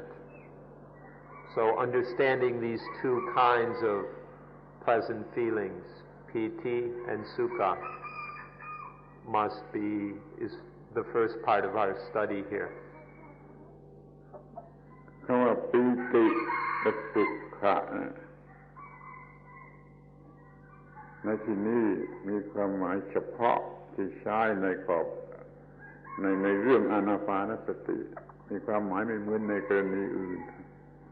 ในกรณีอานาปานสติเราจะมองทั้งปีติและทั้งสุขะนี่เป็นเครื่องปรุงความคิดในกรณีอื่นเราเห็นเป็นความสุขความพอใจสนุกสนานน่าพอใจความหมายอย่างนั้นเอาไปไว้ในเรื่องฝ่ายนั้นถ้าเรื่องอานาปานสติเราจะมองว่า ปีติก็ดีสุขก็ดีรักเกี่ยวก็ดีคอนเทนต์เมนต์ก็ดีมันปรุงความคิดมันเป็นตัวคอนดิชั่นความคิดคนข้อความคิดให้เกิดความคิดปีติและสุขในอานาปานสติมีความหมายเฉพาะอย่างนี้ Now, in ordinary life, we see these happy feelings, this piti and sukha, as fun, as wonderful, as something to get excited about, to throw a party and all that. But in the situation of practicing anapanasati, we see them as things which stimulate the mind. We put aside our ordinary ideas and opinions about the feelings of these happy feelings as being fun and desirable and the purpose of our lives. We put that attitude aside and study how these happy feelings excite and stimulate the mind. เราควบคุมปีติควบคุมความสุขได้ก็หมายความว่าเราควบคุมความคิดของจิตได้ไม่มันเกิดก็ได้ให้มันเกิดในทางที่ถูกต้องที่มีประโยชน์ก็ได้ท่านจงเห็นความสำคัญว่าจำเป็น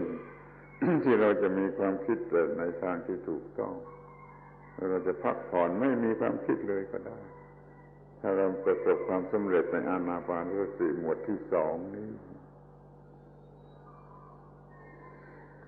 Being able to control these feelings means that we can control our thinking. If we have mastery over these feelings, then either we can control thought so that there's no thinking, or we can make sure that thought only goes in a way that is useful,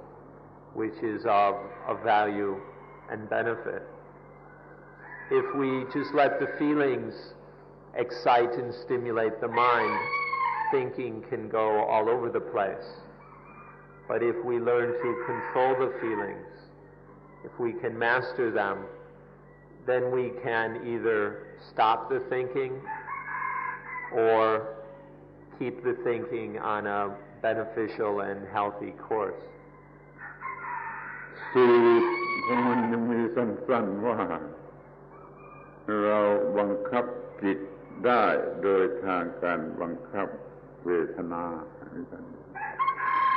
บังคับจิตได้โดยการบังคับเวทนา The brief formula here is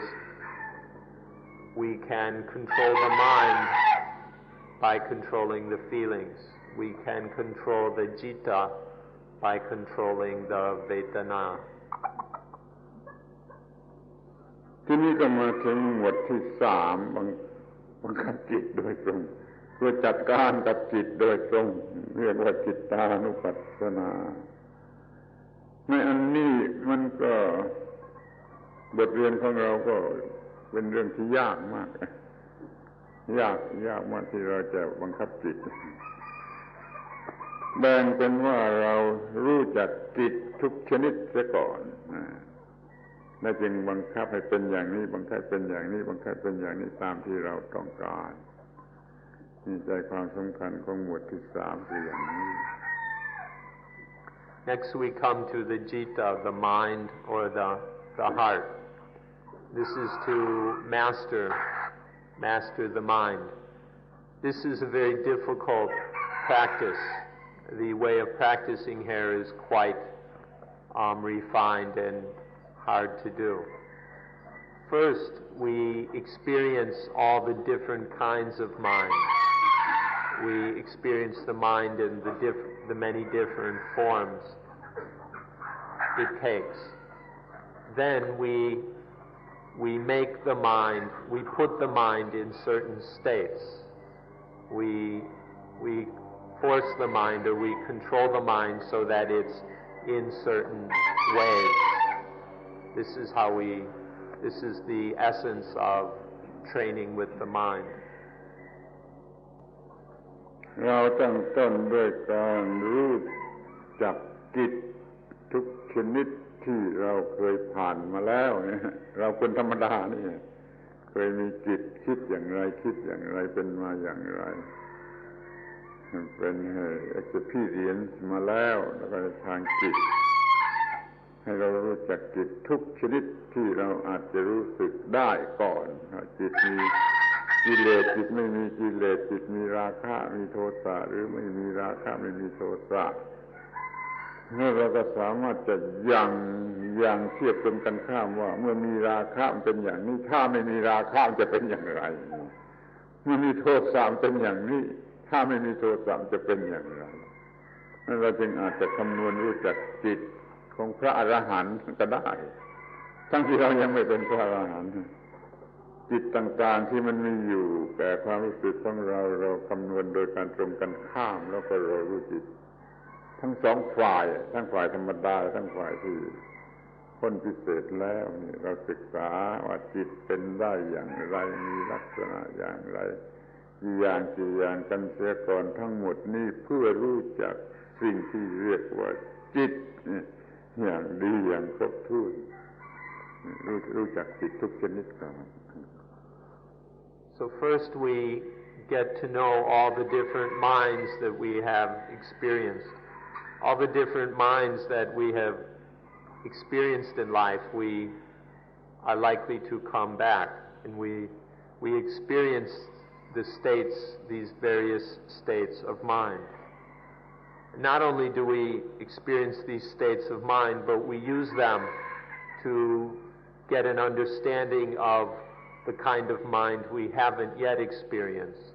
the mind of the Arahant, the being who is totally beyond greed, anger, and delusion. So for example,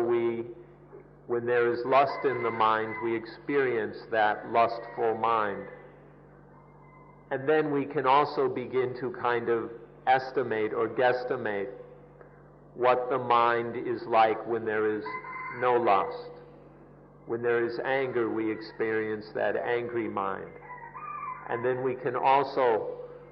imagine what the mind is like when there is no anger. The same way with delusion. So we experience the different states of mind that we're used to. And then we also use this to get an understanding of the mind of the enlightened being. And all of this is for the purpose of understanding the mind. So we study the mind in these various different states. ตัวอย่างในหลายๆเรื่องมีตัวอย่างเช่นว่าความรักเกิดขึ้นแล้วมันกัดหัวใจอย่างไรถ้าความรักสงบไปมันสบายอย่างไรถ้าความรักไม่อาจจะเกิดอีกเลยเราจะมีความสบายอย่างไรอย่างนี้ลองคำนวณดูให้ทั่วหมดทุกๆชนิดรู้จักจิตทุกชนิดกันเสียก่อน An example of how we do this is, take for instance love. First one experiences how love bites the heart. One experiences that biting of love. And then when this love fades away, one experiences how the heart is free of that biting. These one can experience directly. And then one also can get an understanding of what it would be like when love cannot arise ever again, when this erotic or attached love can never happen again, how peaceful and joyful the mind will be. This is an example of all the different kinds of things that can arise in the mind, to explore them in this way in order to understand the mind thoroughly. ในที่สุดเราก็สามารถจะดึงหรือ บังคับเลยจิตไปได้ตามที่เราต้องการให้มีความพอใจเป็นในธรรมะพอใจในธรรมะมีความสุขด้วยความพอใจในธรรมะหรือในสิ่งที่ควรจะพอใจในสิ่งที่ควรจะพอใจอย่างนี้ก็ได้หรือว่าหยุดไม่ดีใจไม่เสียใจไม่บวกไม่ลบอย่างนี้ก็ได้แต่ในที่สุดว่าไอ้ปล่อยสิ่งที่ไม่ควรจะเอามายึดถือคือสิ่งที่ attach อยู่คลิ้งอยู่กราฟอยู่นี่ออกไปนี่เป็นลักษณะของการที่ว่าบังคับจิตได้ก็ไปคิดดูเองว่าจะมีประโยชน์จากอะไรมันเหลือที่จะกล่าว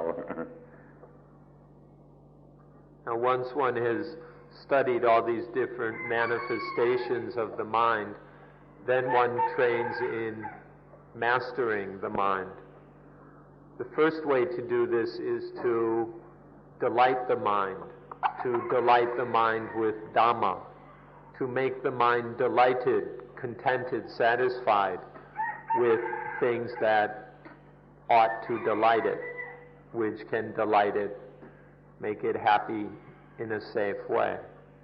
So this is the first way of controlling or mastering the mind. Then second, we master it by concentrating it, by making the mind stable, clear, and active. And then after doing that, we gain mastery by liberating the mind from all the things that it is attached to. These are three ways of mastering the mind. วลีสั้นๆที่สุดว่าเป็นนายเหนือจิตเป็นนายเหนือจิตเขาเรียกพอเป็นนายเหนือจิตสูงประเสริฐที่สุดมีค่าที่สุดพยายามเลยเป็นนายเหนือจิตให้ได้อย่าเป็นทาสแต่ว่าเป็นนายเหนือจิตบังคับจิตได้ตั้งอยู่ในความถูกต้องคงที่อยู่ในความถูกต้องนี่คือความประเสริฐสูงสุดของบทเรียนบทนี้ว่าจิตตานุปัสสนาบังคับจิตได้ In short, one is master over the mind. Being master of the mind is something truly wonderful. It's a truly excellent ability. To be master over the mind is to have reached a very high stage of understanding and practice. So one should try to do this. One should give one's effort to this so that one can realize this excellent ability. When there is mastery of the mind, then the mind can be maintained in a state of stillness. The mind can be kept in a silence and peacefulness, in correctness, so that nothing can shake it or trouble it or manipulate it. So this is practicing for mastery of the mind. ที่ก็มาหมวดที่สี่ธรรมานุปัสสนาเราจะสามารถบังคับทุกอย่างที่แวดล้อมเราอยู่ไม่ให้เกิดเป็นปัญหาขึ้นมาแก่เราใจความสำคัญเป็นอย่างนั้นแต่เรียกชื่อเป็นอย่างอื่นเราอยู่ท่ามกลางสิ่งแวดล้อมทุกอย่างที่มีอยู่ในโลกสิ่งแวดล้อมทุกอย่างนั้นมันมีแต่จะหลอกเราให้เกิดความรู้สึกเป็นบวกหรือเป็นลบแล้วก็เกิดความทุกข์ทีนี้เราจะสามารถรู้จักมันแล้วก็ไม่ให้มันทำอย่างนี้แก่เราคือเรามีอำนาจเหนือมันก็เท่ากับบังคับโลกทั้งโลกได้นะที่มันแวดล้อมเราอยู่ทุกๆสิ่งนี่มันจะหลอกเราไม่ได้ต่อไป นี่มุ่งหมายหัวใจของบทที่สี่เป็นอย่างนี้ After practicing Cittanupassana, contemplation of the mind, until there is mastery of the mind, then we move on to Dhammanupassana, contemplation of Dhamma. This is to gain mastery over all the things which surround us. Ordinarily, we look at the things around us as things to like and dislike. But now we see that these are things which deceive us. And we practice until we have mastery over all these things, so none of them can deceive us anymore. มีความรู้เพียงพอที่จะมองเห็นว่าทุกสิ่งนี่ไหลเรื่อยเปลี่ยนแปลงเรื่อยไหลเรื่อยเปลี่ยนแปลงเรื่อยไปตามเหตุตามปัจจัยของมันเปลี่ยนแปลงเรื่อยนั่นแหละตัวจุดตั้งต้นที่จะต้องเห็นมีความรู้ข้อนี้ได้แล้วมันจึงจะมีความรู้ที่สูงขึ้นไปคือจะดับทุกข์ได้เห็นความไม่เที่ยงแล้วก็เห็นในสิ่งที่เนื่องอยู่กับความไม่เที่ยงเช่นความเป็นทุกข์ความเป็นอนัตตาหรือความที่จำเป็นไปตามกฎธรรมชาติอย่างนี้หรือว่ามันไม่มีตัวตนหรือมันเป็นเช่นนั่นเองที่เรานิยมเรียกกันว่าก้าวตาไปศึกษาเป็นพิเศษมันมีจุดตั้งต้นไปจากอนิจจตาเห็นความไม่เที่ยงเปลี่ยนแปลงเรื่อยตามเหตุตามปัจจัยของมันเองเป็นตัวจุดตั้งต้นที่สำคัญที่จะต้องเห็นก่อนมิฉะนั้นไม่มีทางเห็นว่าทุกอย่างไม่แต่ชีวิตภายในของเรา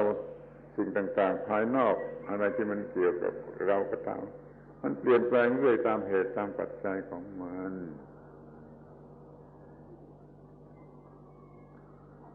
Now the thing here is to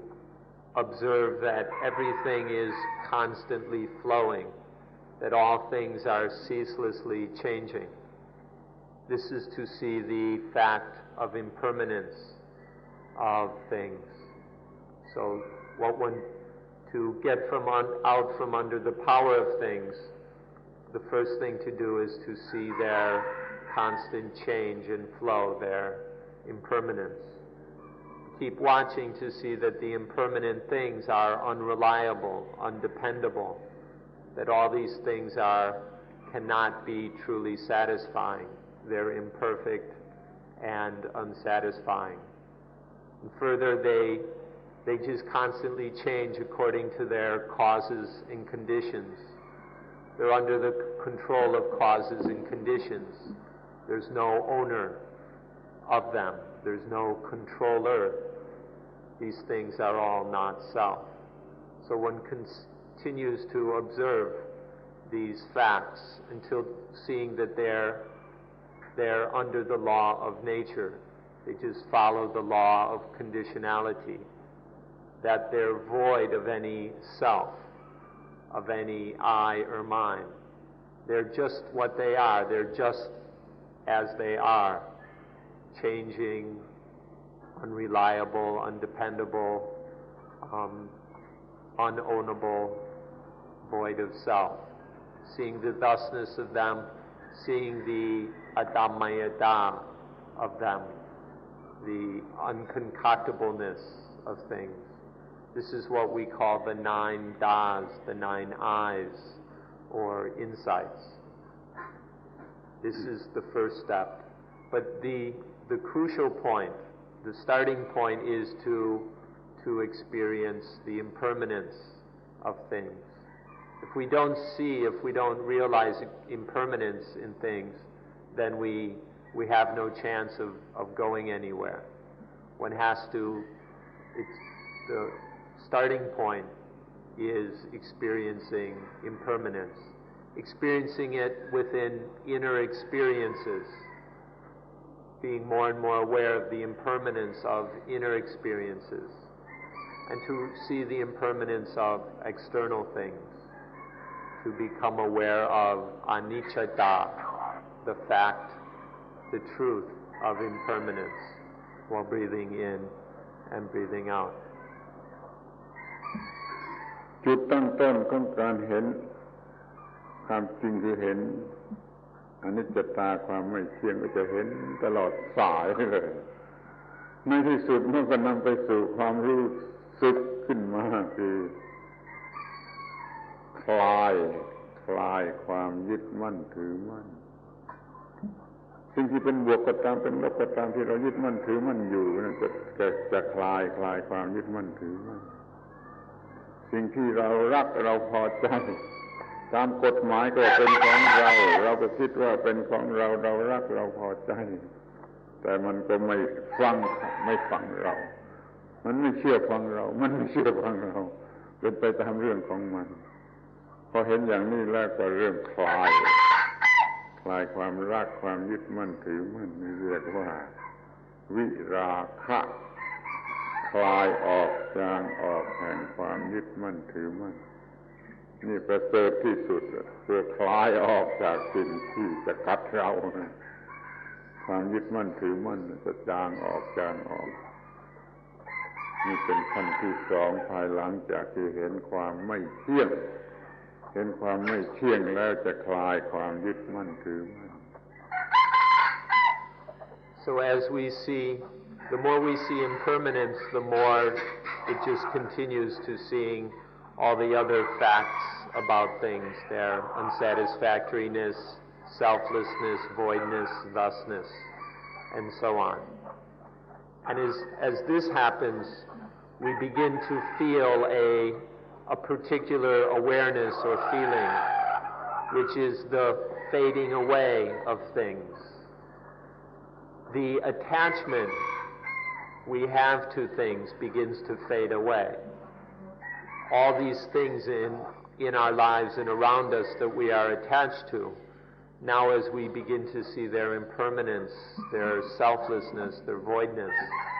that attachment begins to break up, to dissolve, to fade away. In short, what happens is we finally start to see that things don't listen to us. All these things that we've attached to, we think that they're going to listen to us and provide us with what we want. But now we realize that these things go their own way. They've got their own stories to play out.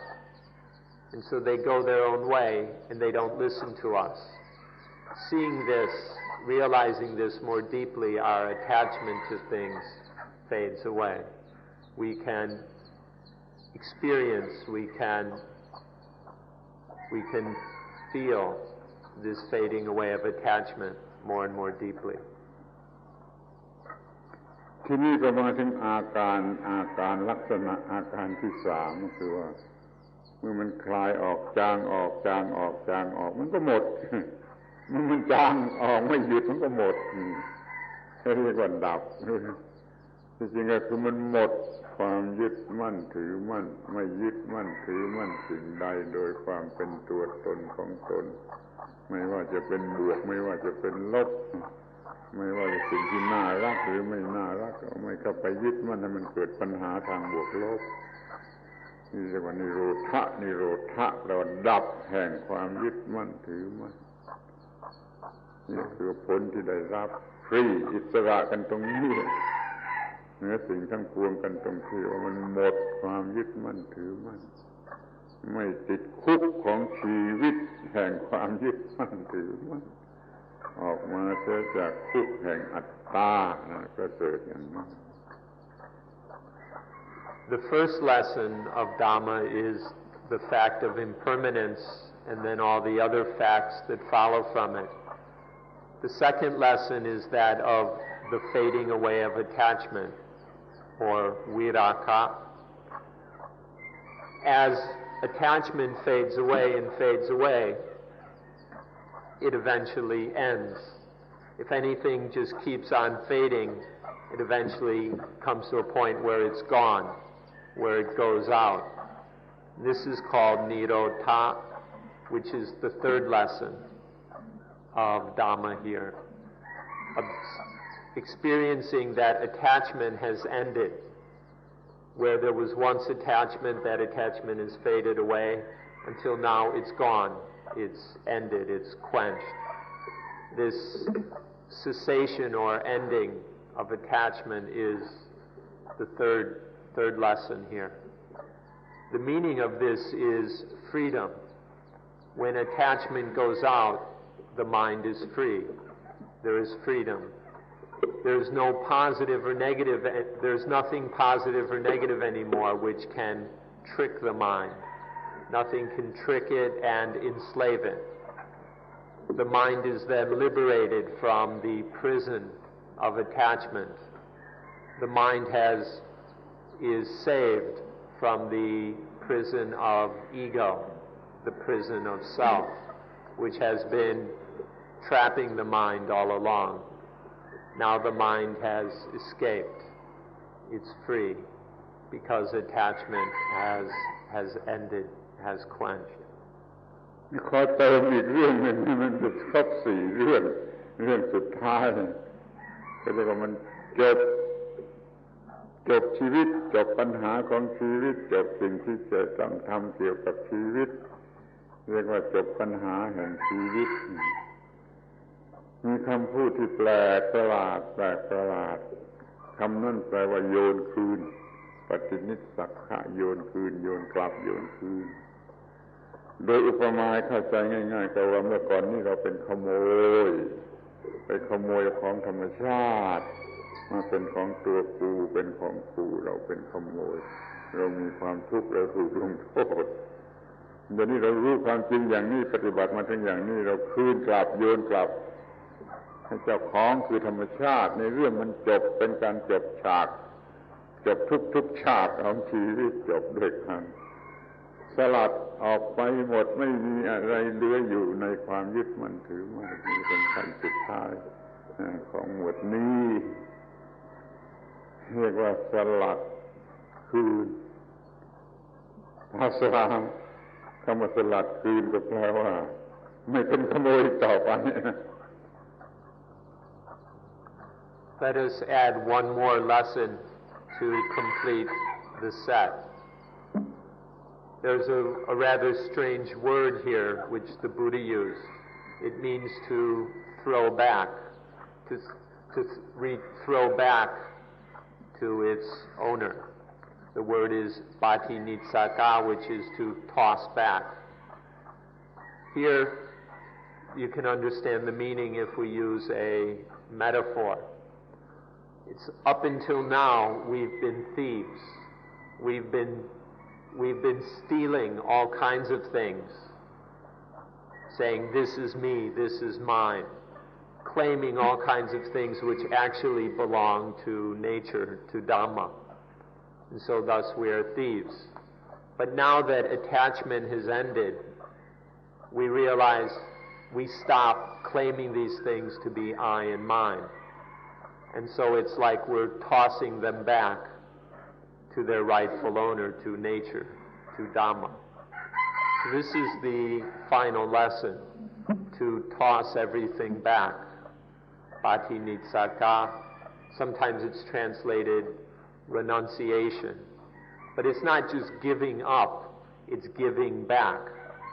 It's to fully acknowledge that these are all part of nature, that they're not, having seen that they're not I or mine. This is the completion. This is to complete our lives. To do this is to fulfill the purpose of our lives. Having done this, we've done everything that an individual life needs to do. After this, it's just all extra credit. But this is to complete the meaning and purpose of our lives, to be able to toss everything back to nature.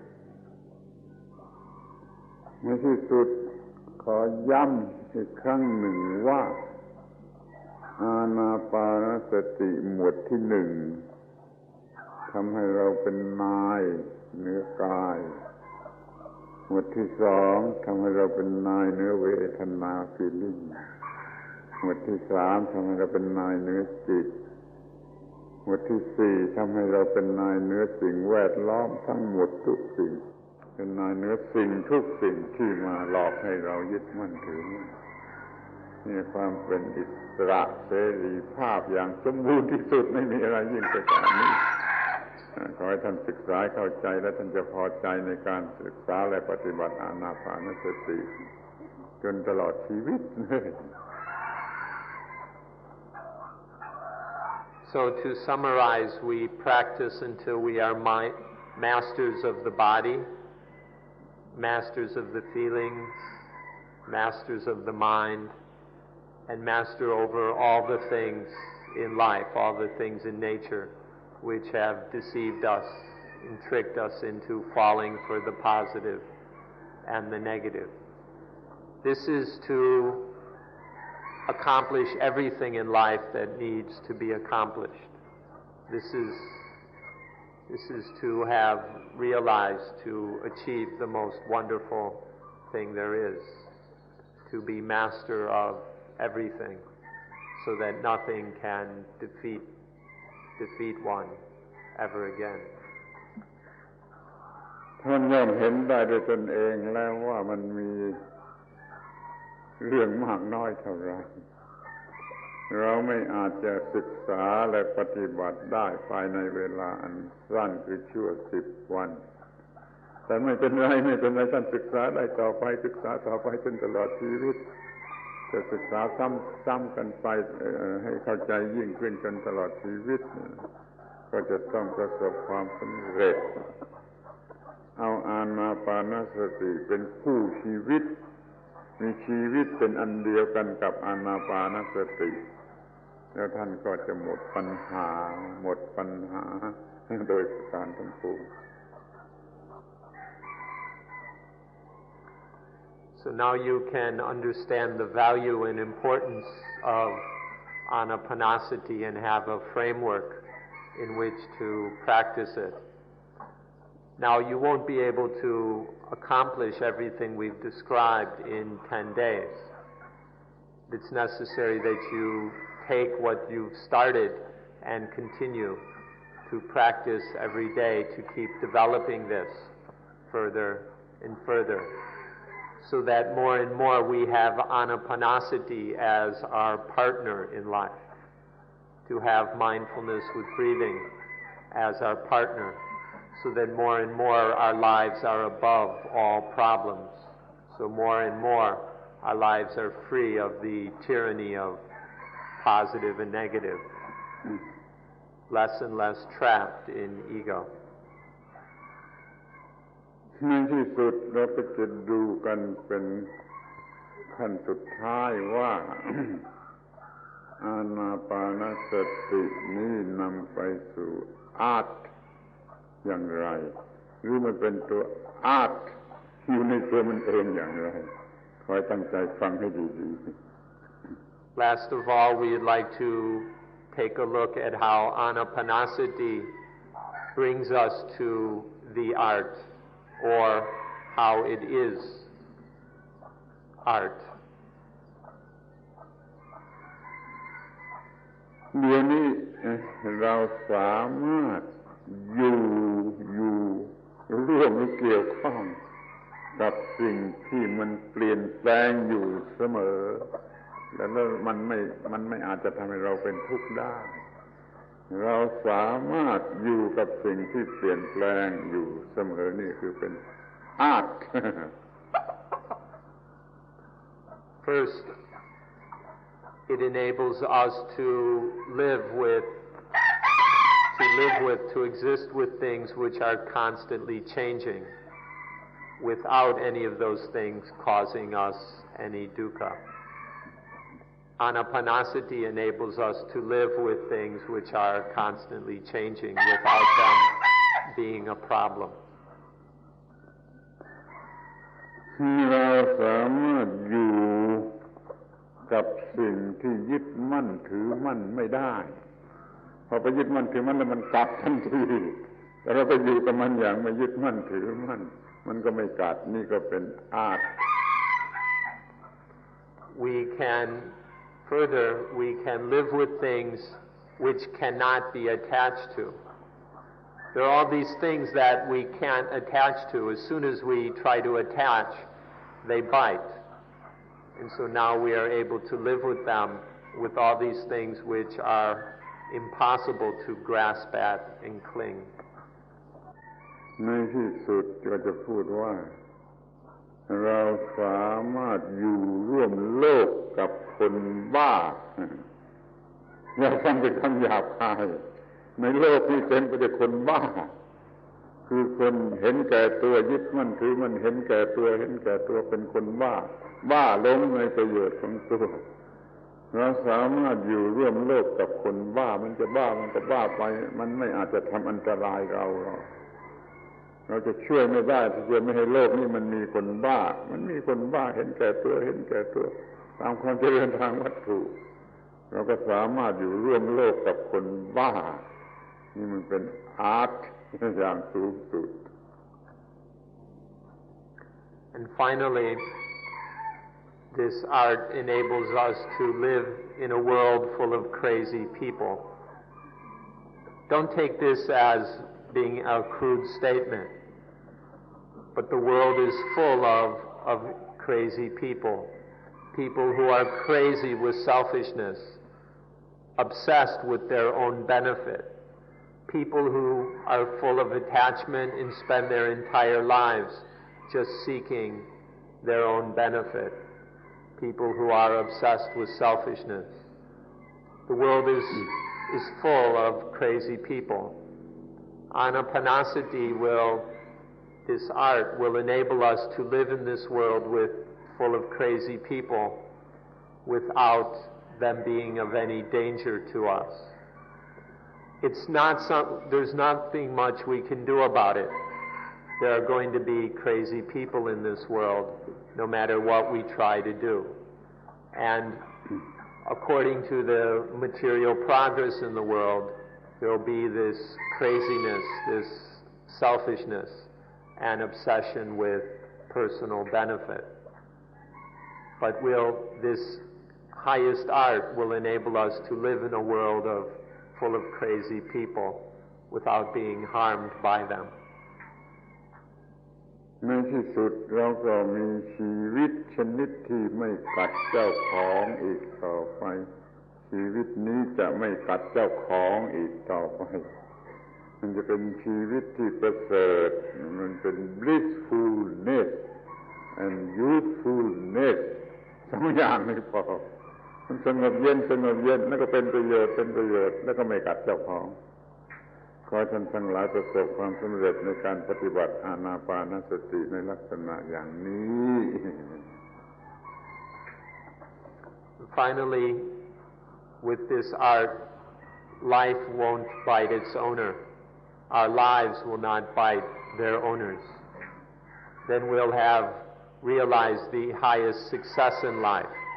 a life that is, instead of biting itself, a life that is blissful and useful, a life in which there is the highest happiness of true peace, and a life then which is freed in order to be useful. When life doesn't bite its owner, then there's this highest art of living peacefully, blissfully, usefully. ขอขอบพระคุณท่านทั้งหลายในการเป็นผู้ฟังที่ดีด้วยความอดกลั้นอดทนวันนี้ก็มากไปหน่อยคือเกิน2 ชั่วโมงไป20 นาทีแล้วมีความอดทนมากขอบพระคุณในการเป็นผู้ฟังที่ดี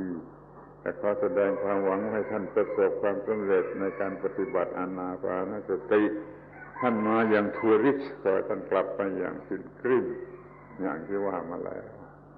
ขอยุติการบรรยาย Last of all, let us thank you, give very special thanks for your being very good listeners. We've gone a little bit over the time today, about 20 minutes. Nonetheless, you've been very patient and stayed with us to the end. So we thank you for being good listeners and wish you the greatest success in your practice of mindfulness with breathing. Although you may have come as tourists, may you leave as pilgrims. So thank you once again, and may you meet the greatest success in your practice. And that closes our final talk. That's all for today.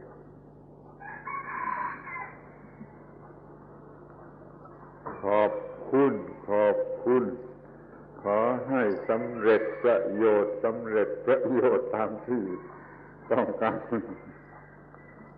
Thank you. May you all be successful in your wishes and needs.